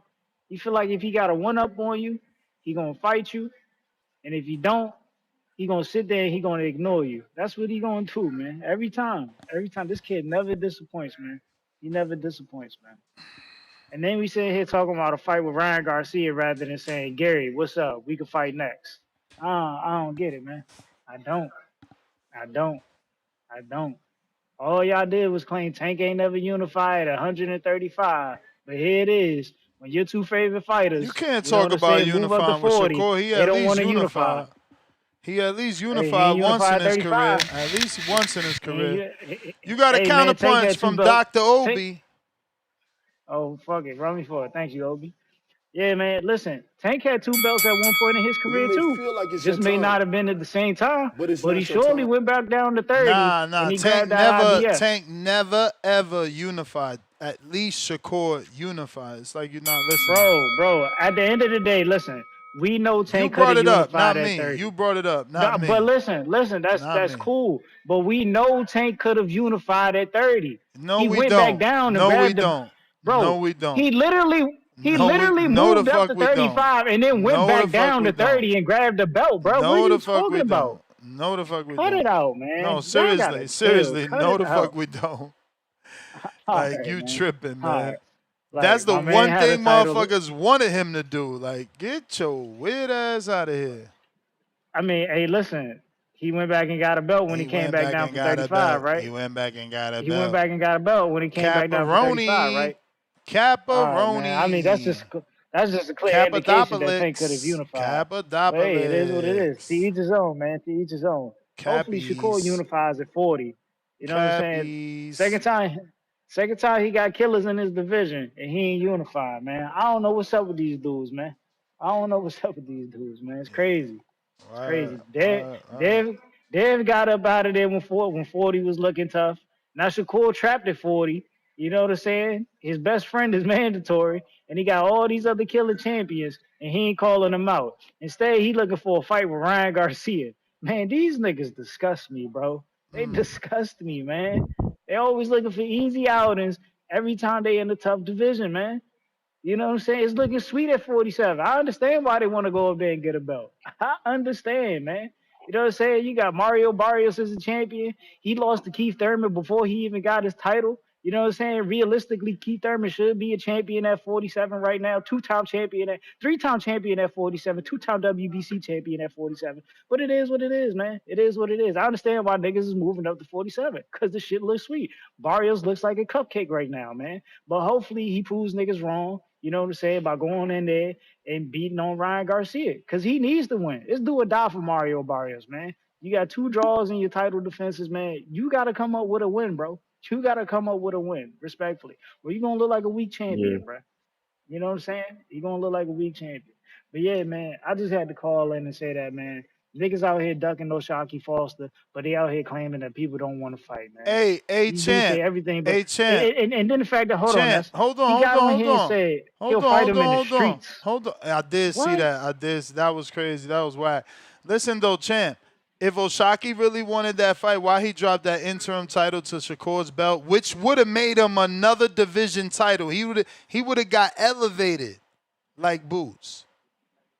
But he dropped that. Why he dropped that? He'd have been the mandatory. He'd have been the mandatory to Shakur. Then Shakur was like, "Oh, I ain't coming back down." Guess what? Feel like it's your time. Oshaki would have had the belt. And he guess what he would have been able to say? He'd have been able to say, "Look, I ran him out of his division. He don't even want to motherfucker drop this belt rather than fight me." Shakur, hold on, man. Shakur already fought as mandatory. No. He just fought William Zepeda, bro. Don't go that route, man. You know keeping that interim What do you mean, belt. don't go that route? Keeping the interim belt and being elevated wouldn't have been better. Yeah, that make you. Something. Bro, the fuck? He just did the same shit David Benavidez did to Canelo, man. Gave him out. Gave him out. You gave him out. Man. Hold on, brother, man. My man's is an actual champion at 130. Bruh. It's not like he can't. It's not like he still can't move up and fight Shakur for his title. Bro, that division ain't hot. That division ain't hot. That division ain't hot. He'd have been the WBC champion right now. He could have unified with Abdullah. Like, bro, what is you talking about? That division ain't hot. Who the fuck? No. Other than clout chasing Shakur, tell me another name he could fight then at 130. What you mean, bro? 130. Angelo Leo at that. Oh no, Angelo. Yeah, Exactly. 26. Leo's not at 30, But no, 26. we got what's the old boy that moved up to 30 See and why got he cooked? clout chasing Shakur? See why he clout chasing? Who the fuck could he fight? Now you No, see why the fuck I what's the says old keep boy? that interim belt? What's the You'd have been Mexican dude that moved up to who? 30 and got cooked You by the tell nigga me. Keyshawn You beat? tell me. You tell me since it's so popping I'm out about there to, for I'm about to, I'm about to, Oshaki. I'm about to go through. Hold on, I'm about to go through the list of 30 right now. Motherfucking Emmanuel Navarrete. Okay, finally got that name He out got a your mouth. Navarrete And fight. guess what? He got a Navarrete got to fight. Navarrete fight. Navarrete unifying with Nunez, man. Get your weird ass out of there. They Okay, not looking at Oshaki. there's still a potential. There's still a potential 3-belt unification out there for him to do. What are you talking about? And that's big. That's big. Yes. That's So bigger you than about to sit? So fighting Abdullah, Floyd Schofield, Lucas Body, fucking Raymond Murataya yes, unification. Man, hell yes, no. Hell no. yes. Bro, Rick, nobody. you out here wilding, Hey yo, Navarrete ain't been popping since he lost to Baranchek. bro. All the man needs to do is get a win. He I'm like, ain't he's about to he unify ain't right been now. He get that win. listen, That listen, oh, listen, yeah, listen, Abdullah ain't listen, no listen, unified listen, champion, listen, bro. listen, Hey, listen, Abdullah ain't no 3-belt unification. listen. November 16th, 2023. Majority draw versus Consacao. Next fight, 2024, May 18th. Split decision loss to Baranchek that Keyshawn beat. Next fight, KO Oscar Valdez, 2024, 12 December 7th. Charlie Suarez, no contest. And now Nunez. My man got one win in how many years, bro? Cut it the fuck That's out. cool. All No, he it needs ain't is a cool. win. It ain't cool. All he needs is It a ain't win. cool. That win's still What gonna it's be bigger showing than you, Abdullah, bro. what it's Yeah, like showing you, whatever you want to say, that win's gonna be bigger than what Abdullah. it's showing you You is about to sit that here the and lie. bigger names are at 35 and Oshaki had the door. He had the fast pass at Greater Ventures with He that still got interim a title. fast pass. He'd What have are you been talking elevated. about? I gotta go, man. You want to act like you You don't talking get about real boxing. mandatory I gotta position? go. I gotta go. $2 super chat, Kenyo Taylor, IG video, Ness. Kenyo, I'm going to play this for you because I know you not cheap. But don't get the habit, man. Playing shit is $5 minimum. Minimum. Who this? Oh, Ice Water. Y'all with this Ice Water shit, y'all got to cut it out, man. I got to cut it out. Some kind of cold ass second coming of Floyd. But everybody around him, he know in his mind what happened in the gym with me and him several times. Hold up. And But what do you, because you said that on Twitter too, but when you saying what happened in the gym, you just... Shout out to Cigar Talk. Listen, bro, I'm not into this, bro. Like, yo, Yeah, why are we talking about what went on in Coach motherfucking JR. Tell it exactly, yo, Spawn is Bruh, time out. practice. Can I get in on this? Can I get in on this? I like Oshaki Falls. I watched him come up on Showbox. But come on now. Whatever beef you got, we got. It's guys that I've been in the ring with that are really good fighters that I did really good with. But they working on stuff. I've had bad days in the gym, but I'm working on stuff. Why are we discussing how my father was always like, man, since I was little, first day in the gym, when you walk in this gym, but you shut are a the F fighter up. though. Don't say nothing outside the gym. Don't say nothing that go on in this gym. But Junior, you was a fighter once upon a time, and you know, like when you got somebody's number, even if it's sparring, like you know what I'm saying. So like that's how he could feel. Like yo, even I know this is only work, and it was only work, but we was fighting in there, and I know I could get him in the real fight. Like it's okay to feel that way, but like, bro, we going off a sparring session from I don't know how many years ago, and it's just like yo, my man just beat Teofimo Lopez, like. Move up and beat Abdullah. Show us that you really like that. You know what I'm saying? Beat Murataya. Show us that you really like that. He should have kept the interim title. I don't know why motherfuckers don't agree with me with that, but I got a kind of punch from stock chasers. Interim title would have instantly made him another division champ, plus he'd have had motherfucking opportunities, bottom line.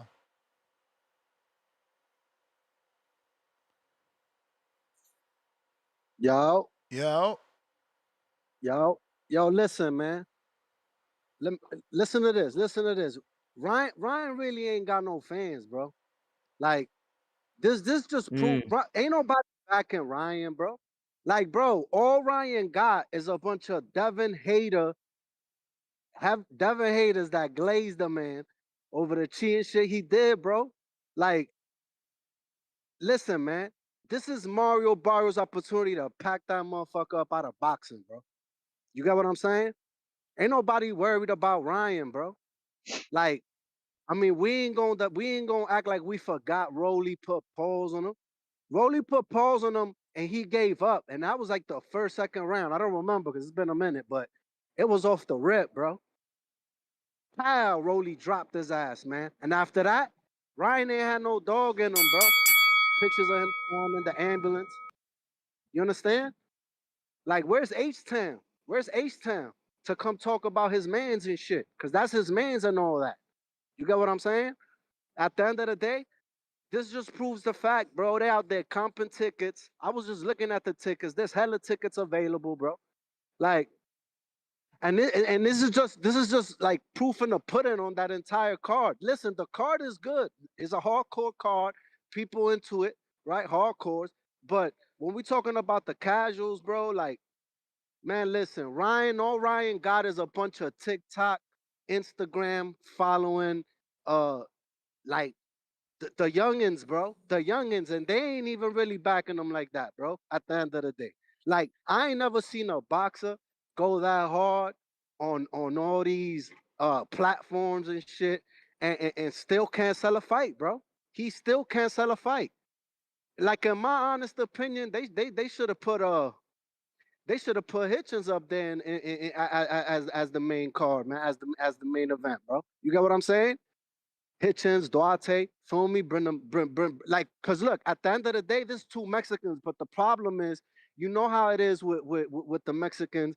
Like, if they ain't from Mexico, they don't really get counted. They get like discounted or something. I don't know what that's about at the end of the day. But it's like, you got two Mexicans fighting, so you would think that this fight would be creating a buzz, and it ain't even creating a buzz like that, man. And I think it's partially because of Ryan, bro. You get what I'm saying? I know people gonna pull up for Barrios, bro. I mean, Barrios sold that shit out with Pacquiao. Let's not forget that. Like, at the end of the day, bro, like, this is Ryan in a nutshell, bro. This is Ryan in a nutshell. And at the end of the day, man, I need Mario Barrios to go in there and pack this ninja up, bro. Pack him up once and for all, bro. He's been getting all these title, uh, No, title. sir. No, sir. No, sir. That's not what we want, Mm. Stock. I'm sorry, but you are What you mean? you What you you talking about? confused. You confused. We don't What you want mean? Mario Barrios to do our dirty work. We don't need Mario Barrios to pack him up for us. We still want that smoke. We actually, as Haney fans, want Barrios to get knocked out. No disrespect to Barrios. Shout out to Barrios.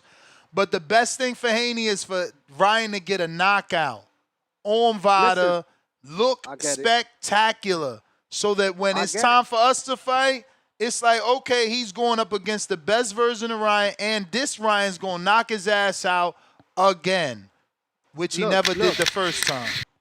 look. I get it. I get it. But I get what you're saying, bro. And of course, I want that rematch. I've said it 1,000 times, bro. It's not like I've said I don't want it.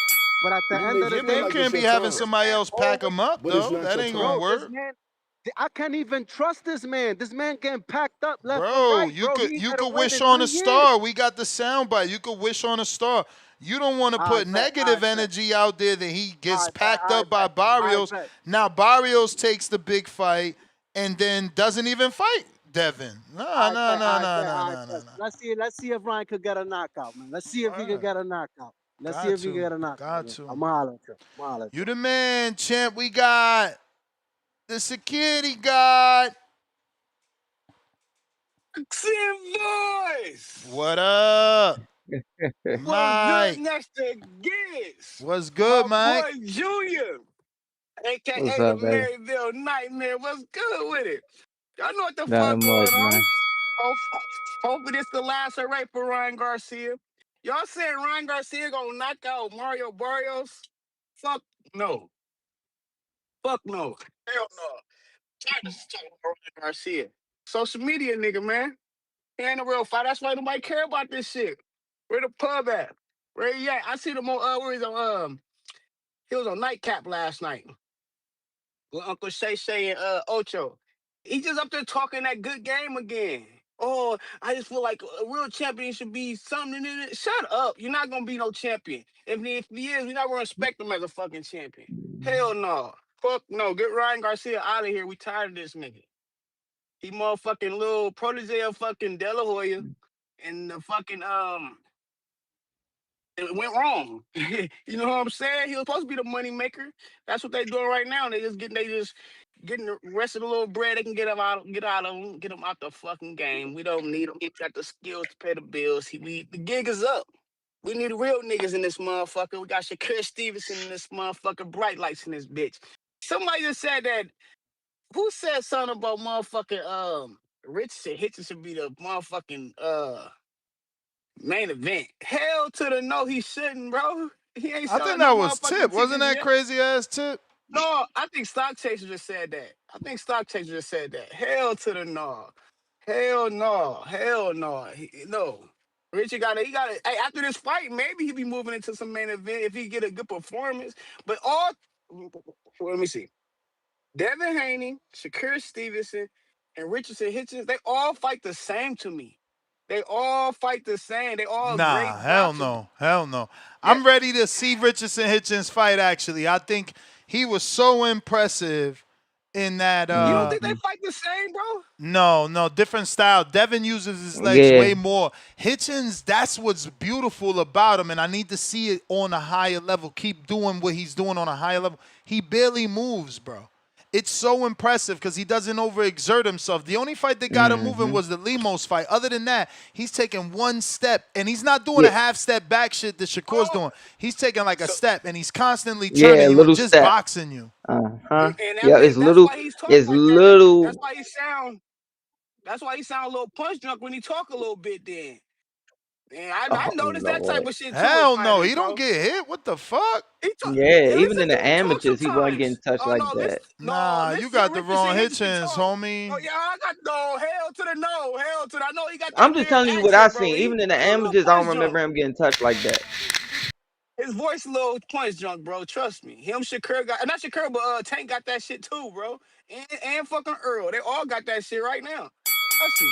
Maybe You that's may why he need feel to get like up it's out your that pocket time, and fight like Shakur and but it's motherfucking not Devin a your little time. bit. Shout out to the fucking boxing I mean, boys I though, man. like his style, man. I'm sorry, but that Ain't no is the actually best. keep me running though. No, I know keep me running. I got you though, man. I gotta address some things, man. About yesterday, man. I want to apologize, man, for fucking up the show yesterday. My boy Two Tone came at me wrong, man. I apologize, Two Tone. See, I'm a real one. I apologize for defending myself, man. Y'all know what I'm saying? Say I don't talk boxing. They say I don't deserve call of the year and none of that because I don't talk enough boxing. But I talk boxing on this motherfucker. That's why I made all them damn reels. But I apologize Two Tone if I offended you, bro. But I gotta hold it down for me too, and I feel disrespected. You know what I'm saying? You my guy. I still gonna show you my support to the Hatrix. I'm still subscribed. I still got my subscription, bro. I hope you take my apology, bro. I didn't mean nothing by. I just called here to make the day go by, man.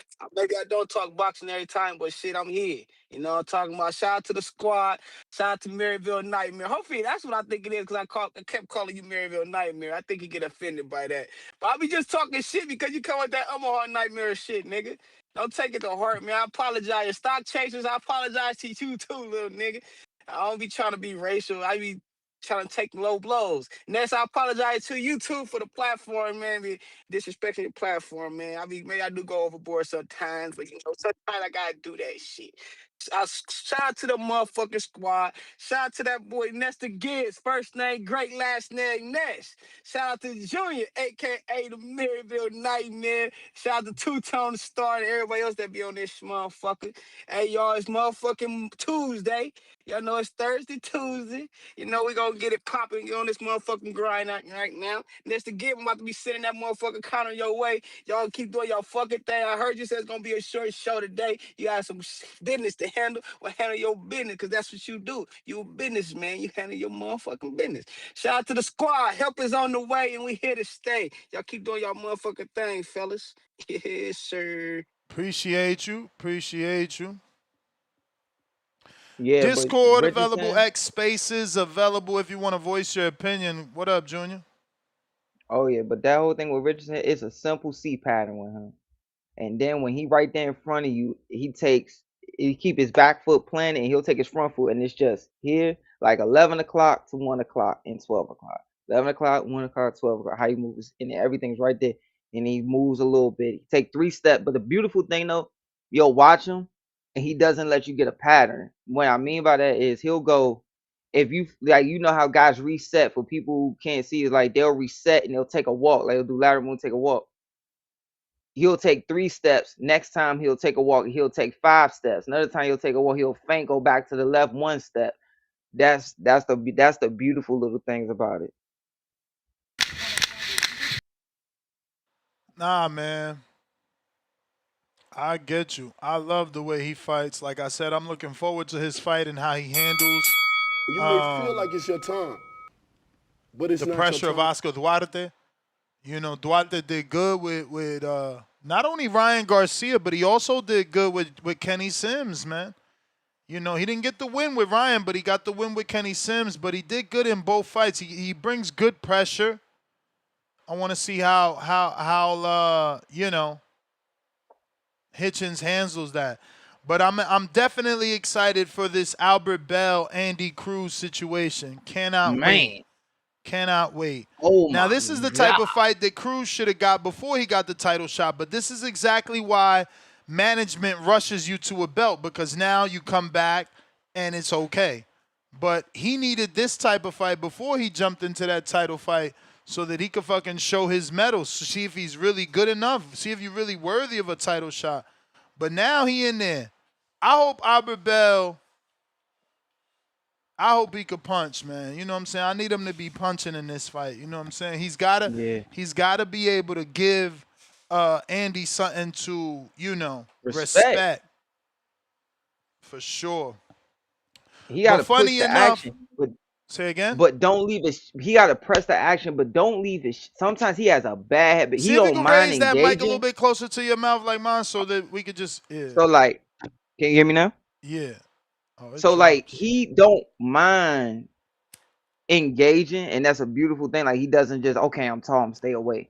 He don't mind engaging, but sometimes he leave little pockets open. Like he'll have his chin in the air sometimes, or he won't tuck his chin. He can't afford to do that with somebody like Andy Cruz, who coming from the Olympics, who all about getting points. And as you know, he run into stupid shots that may not even buzz him, may not even hurt him, but the judges might feel like, oh, I'm gonna go ahead. The last 30 seconds he stole that, but he bought the pressure and he landed more shots, threw more shots or whatever. That I've seen that happen multiple occasions. So those little holes those got to be filled. All right. We got, I want to show the results, or so far.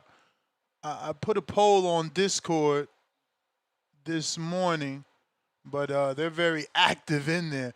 Telling you, boy, the most you see is pictures of Haney. They call this the Haney voice, but the audience themselves are Haney Knights. They're in there only talking about Devin. It's crazy. I wish I could screen share this Discord. But join us on Discord, where you can all actually call in as well and talk some boxing using our Discord voice channel to connect with the show. Jesus, where is my poll? These dudes talk too much shit in there.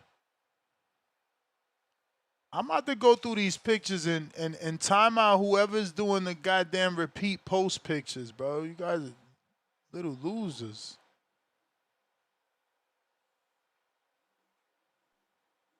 All right, so I guess I got to go even further back. Lord have mercy. Here we go. Found it. If Ryan loses Saturday, 17% say career suicide, 17% say big setback only, 33% say he rebounds again, 0% say brand survives. 33% say depends on how. Which one do you choose? Mm, I'm not 200% sure with that one. Do you think it's if he loses his career suicide, meaning the It career is over? Is it I a can big setback in a perfect only? world, yes. In a perfect world, yes. But we know how the politics. Come on now, Ness. You know this. You've seen it happen right in front of your face, where politics leads on certain things.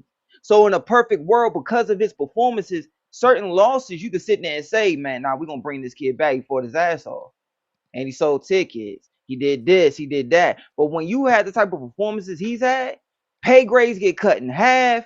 You might get the first fight. Let's say if it's a 3-fight TV card, you getting the first one. Man, nah. But because of who he is, I could see him getting another standing. It might not be as much money. He might get cut to like 750K or 800K, but it not be a million. But yeah, I could see him still going on. Go both ways. So, breaking news: Callum Smith versus David Morrell finalized for April 18th. So, boxing continues to deliver for us this year. We already got a good fight in the mid-April. We also got the return of Tyson Fury on Netflix in April. So the schedule filling up very nicely for us hardcores. Liverpool's own Callum Smith defends that WBO interim title against David Morrell. Let's see what David has left, as he looked a little bit shell-shocked from the David Benavidez fight in his return with Katiev. Iman Katiev, he didn't look too good in that fight. Some of us thought Katiev deserved that win. So, yeah. So you know what type of fight this is. They putting him in there with a live dog with a little bit left. Because them Smith boys, they always got a good fight left and they always got one more great fight left in them. And they like, okay, let's see what this kid got left. Let's go ahead and put him on this platform. See what he got left. What you think, Ness? I feel like that fight with Benavidez could have waited 2 or 3 more fights and then he fought. Hell yeah, bro. I was telling motherfuckers don't rush him. Don't rush him to that fight, and they did. And he could potentially be ruined. We got to see how he bounces back because, again, he didn't look the same after the David Benavidez fight. Now, there's been some time off since then, Yeah. and maybe that time off has done him some good, hopefully. But we shall see, Callum Smith hasn't fought since February of 2025, so he's already in about another, we talking 5 days maybe? He's going to be a year out of the ring. So, David Morrell, like I said, I think he got that. I know he got that fight with Katiev. I don't know who else he fought after that. I'm going to double check his box rec. Did he get another one after that? No. So, only the Iman Katiev fight, and that was in July of last year. So, pretty much both of those guys been out of the ring for a long time and are going to have some rust. We got Treese in Toledo, Ohio. What up? Yo. What up, though? What's going on, Junior? My ears got to percolating. Y'all motherfuckers got to talking about my fighter. Shout out to Albert Bell. Yeah, let's hope him and him and his manager can actually get a deal going with Matchroom, because it's Matchroom who's gonna have the TV and the date, right? So they gotta agree to what Matchroom is gonna offer them to make this fight, or go to purse bid. And even if Vic wins, where's he gonna put the fight at on television? So the best thing to do is agree, strike a deal, and then win. Word. That's a fact. I'm with you, because I would love to beat the shit out of Andy Cruz and then get our hands on Joe Cordina. Oh, I would love it. That's the vision in my head. That's what I would love to see. But I also want to say shout out to my dog, James Evans. You feel me? Heavyweight boxer we got here in Toledo, Ohio, James Evans. He going to be fighting this weekend on that Clarissa Shields card against your boy Bryce Taylor. I'm looking forward to that. Price heavyweight action. Well, shit, me. Price ain't been stopping shit in his last couple fights. I done seen gang. He's not exactly punching out there. And when I heard, and then when I heard him say that he be training with smaller fighters and he's learned to pull his punches back, I said, oh, okay, that motherfucker he's not punching. He hasn't had the opportunity to fully let go of his power. You feel me? So James Evans, I like our chances, gang. I like our chances for sure. But like I say, man, this Albert Bell, Andy is cruising for a bruising. We gonna put hands and hooves on that motherfucker, and we want that Joe Cordina smoke for sure. But Albert Bell, we got to get this done. This is the opportunity. This is the opportunity. And I know my guy Albert Bell been watching Andy Cruz because I was at the first fight. Albert Bell was at that first fight when he fought here in Detroit on Alicia Bumgardner undercard, and Albert Bell was also in attendance when Andy Cruz fought Mordetaya. So I know he been watching him. You feel me? I'm sure that he been formulating the plan for gang. I'm sure he saw this coming. I'll be right back, Chase. For sure. But I like that fight, man. I like that fight. But this weekend with this Ryan Garcia shit, you know how I feel. This is teeny bopper boxing. And I'm not gonna bullshit, JR. I'm on the record. I'm picking this shit to be a draw, man. I think it's gonna be a draw with this Mario Barrios. I know guys are saying that sounds blasphemous. Barrios is coming off 2 draws. That's the thing. He's coming off 2 draws. I've seen guys have 3 draws in a row. It wouldn't be the first time this has happened. You feel me? And the way that Ryan Garcia performed in his last fight, he even got put on his pockets. Barrios got put on his pockets against Ramos, but he ended up would you be surprised if they knock each other down, JR? Could you see that? Could you imagine that in this fight? No, I wouldn't be surprised. I really wouldn't. Yeah, man. I really do feel a draw. Talk to me. What you think? I don't see a draw. I honestly don't, because I feel like it'll be too much politics involved. I really do. I really do. I don't see a draw, because I feel like no matter what, there's always politics in play. I learned that the hard way being around this stuff. So, and I just feel like with Mario, even unless Mario got to dominate him, one or the other, both dominate. One of them got to win cleanly. Mario has to dominate Ryan, but Ryan has to just, in my opinion, win clean, and he'll get the decision. Word. It's 2 different things. And that's the thing, though. I've never seen him fight. It's been a while since I've seen Ryan fight clean, though. And I'm not talking just the Oscar, but I'm talking about, it's been a while since I didn't have him have it's rare that you see him in a flawless fight. You get me? Even in the Duarte fight, Duarte was putting pressure on gang, and he happened to clip him. Fight again. Oh God, I hated that fight. Oh, what, you thought it was ugly? I hated that. Bro, I just mentioned it like an hour ago about how he fought that night. It was because I was bringing up the whole mental thing with him. It's like some ain't all there, some ain't clicking, and I don't get how I just don't get. This dude got the turning and all the way, and then he didn't even get in trouble for it. Duarte got in trouble. You taught the first thing you taught, don't turn your back. This man would turn all the way around, get hit in the kidney, but that was fine. Like, oh my God. That's a fact. And then with Ryan, when he clipped him, it was damn near on the back of the head. You feel me? That put him out of there. Yeah. So it's, it's a little funny, but I don't know, man. I'm like I say, man, I'm intrigued. I think it's gonna be a draw, though. This shit is the fight that I'm really interested in, though. My fight, I'm really interested in that. Rich, I heard y'all talking about Hitchens. I agree. I like the way Hitchens box. You feel me? He does be in the pocket. I fuck with him. The one performance that I seen was that Lemos fight that gave him trouble, and I think Duarte that same type of guy. Like I say, I was in Chicago for that Kenny Sims fight live. Duarte brought the motherfuckers out. Hell yeah, Duarte's that type of guy. Hell yeah, Duarte's, and he's bigger. He's big. That's I was just about this. That motherfucker is big, bro. You can see that he wound tight. Like if he win this, I won't be surprised to see him talking. He's always been strong. I mean, I would like to have him tested too. Word.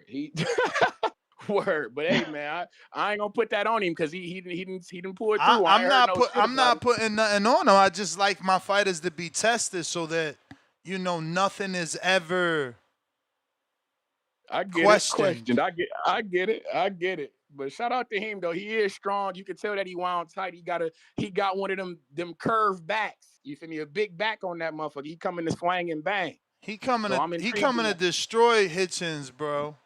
Is he gonna get a destruction? But look at this man's body at 140. Bro, I would pay big money to be that size. But you know what? You know that I wonder if that was because like he had a torn bicep and didn't have the medical, finances to deal with it. And that bicep has been like that now for like 4 or 5 fights. Word, you can see it too. I was about to say it looks crazy. That left bicep looks crazy. So I Yeah. wonder also, does that make him less powerful on that arm as he has half his bicep?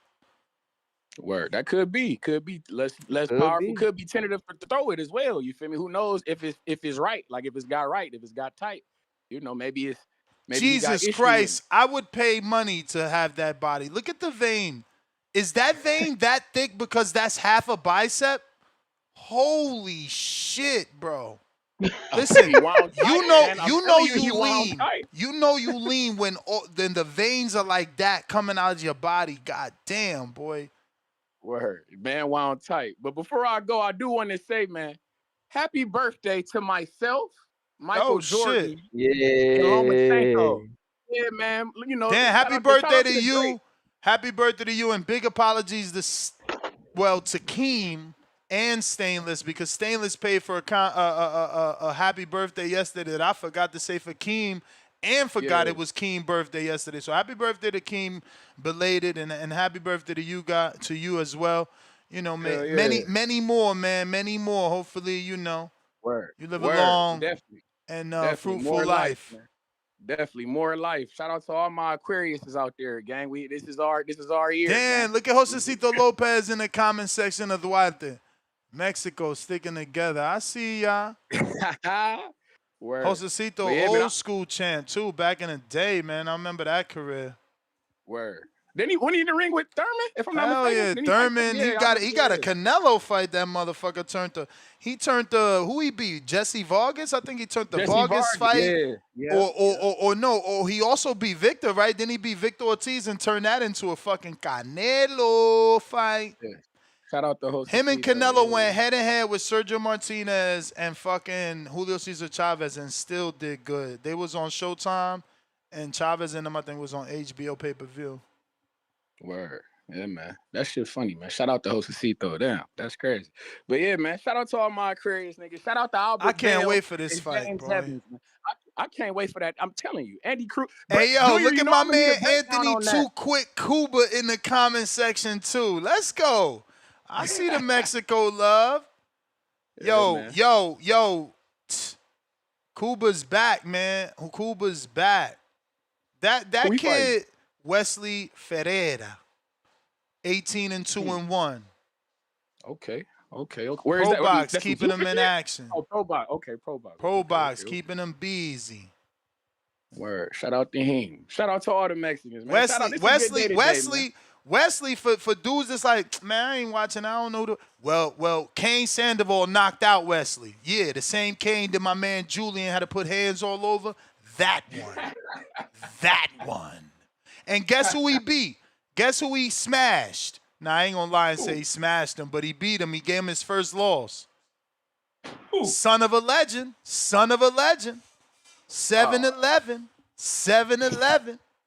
Giovanni Marquez, man. He put hands on Giovanni. I remember that shit. That was on OTX, wasn't that? He put hands on Giovanni, man. Don't forget. Don't forget Giovanni, man. We fuck with Giovanni. I want to see him shake back too. Shout out to OTX Boxing. That was the battle in the Bayou, man.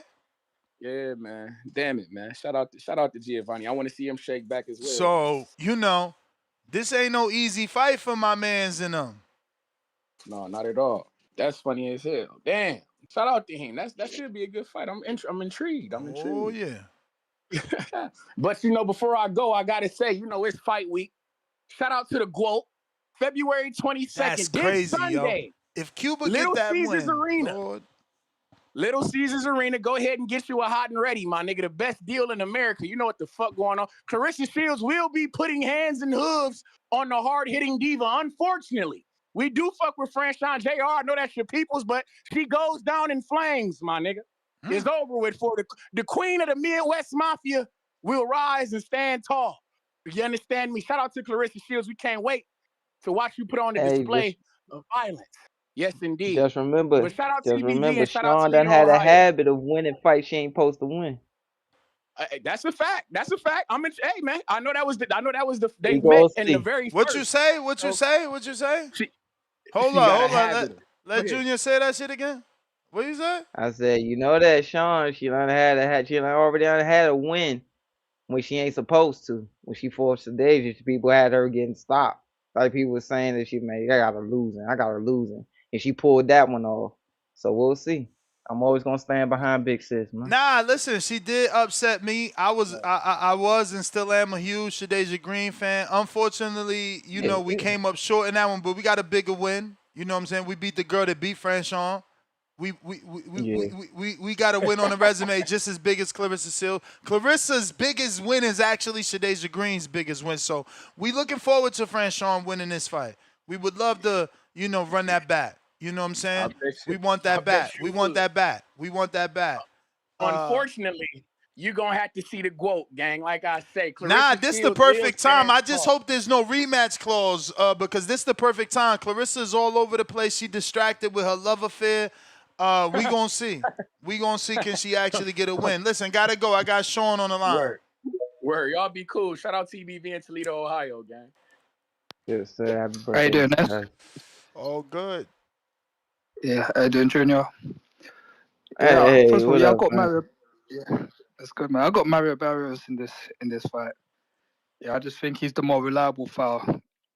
Obviously, I think Yeah. Ryan Garcia is more talented, but I got to lean with Garcia. But I do want to say something though. I think if there's another draw, though, I think the WC should make the belt vacant because you can't have like 3 draws back to back. They should try and do Yo, something that's like. crazy. That'll be a new rule. 3 draws Yeah, get they should do that. stripped. That's crazy. That's nasty work, man. Yeah, Nah, yeah, it's still a successful title defense. yeah. It No, is. it's a defense, but it's not. It's not. It Yeah, is. It's a success. It goes technically. down. It go down as a defense. So like, he's defended the title 2 times now after winning it by drawing. Nah, it needs to be stripped, man, or vacant. Yeah, make Lord it vacant. Jesus, that's too harsh, Yeah, man. Stripping is crazy. no. And Ryan Garcia, he still makes a lot of mistakes. I see him when he throws his hook. He actually closes his eyes when he throws the punch. I'm surprised not a lot of people notices that. He still makes very amateurish mistakes. So let's see if Barrows can capitalize on that. And I haven't seen much footage of Gary Russell's opponent in the breakdown of this fight, or even Russell. Have you seen any clips of them training wise? I just see a lot of little clips of Russell interviews. In terms of Hidioka fights, nah, man. Only one that I seen was the common opponent with Jin Sasaki because it was a knockout. Yeah. So I can't really put any. Obviously, I'm gonna favor Russell, but I like to see a bit more. There's a picture of his body floating around. I guess he's in great shape. It's all in my Discord. Yeah, and I got what's that guy Duarte? Yeah, I think he's got a good chance against Hitchin, especially if Hitchin's struggling with the weight, and that guy looks strong, especially if he goes to the body. IBF 10-pound rehydration clause might not be good for Hitchins as well. So yeah, that'd be. I mean, he hasn't complained Hitchins since Matias lost, so I don't think y'all should be inserting excuses for him. When Matias before Matias lost to Pato, that's when he was like, "Oh, the rehydration." Once Matias lost and he fought Pato, he's never complained about that shit again. Not that I heard of anyway. Why you throwing him under the bus? Ain't that your guy though, Hitchins? Like, why you throwing him under the bus? How am I throwing him in the bus? I'm telling you, once he became champ, he ain't worried about that shit. He probably got the money to get a strength and conditioning coach or a nutritionist or something. You feel me? Yeah. Well, I think I might lean towards Duarte. He looks really strong, but Hitchins good boxer. But hey, that's my clapper though. You may feel like take it's easy, your guys. time. All right, champ. But it's not You the your man. I got Kenyo Teller, we did that. Jerry Soriano, $2. Shakur said Shockey got Raymond Ford problems. Saxophones emoji. Yeah, but Hmm. this what I'm saying, yo. Some dudes get all the love, some dudes get all the hate, bro. Like, I've been watching boxing long enough where Floyd Mayweather got hate for doing roadblocks. Like, you every time somebody want to fight you, you say they got to fight him. Dev want to fight you, oh, he got to fight Keyshawn. Motherfucker Shockey want to fight you, oh, he got to fight Raymond Ford. Like, bro, this shit is crazy. I don't get it. But nobody cares. First and 15th, $2. Kurt always putting fighters in front of the threats. Duck emoji. Tip Bellis with the counter. Mozzie with the counter for Mike Tokyo-ish for the try. Jerry Soriano, $2. Stylistically, Hitchens versus Keyshawn would be a war. Fire emoji. Javier Oliveras, $2. Morel with Salas now might make a difference. That's true. Salas, underrated, man. He does very good. And I feel like he doesn't get any credit. But Ring Theory, $2. Torn bicep, he definitely juicing. Yeah, but no, you got to understand that bicep's been like that for many fights, bro. Many Yeah. fights. That's nothing new to my eyes. And we're talking Duarte, Oscar Duarte. Pound for pound, number 3 in the chat, $2. Jaywalk Ness. I thought Cordina was rumored for Abdullah. Hey, nothing announced yet, bro. Broskis. Nothing announced yet. But I got to wrap it up. I got to hit the road. You know, Yes, fucking sir. Corvette Specialist is like 48 minutes away. So I'm out. Nest GTO, All Instagram and right. Twitter. Junior, where can they find you? All right, JR the Golden Boy on all platforms. See you tonight, Mr. Net. Let me know if we hitting on tonight. Yeah, for sure. All right, that's a Peace. bet.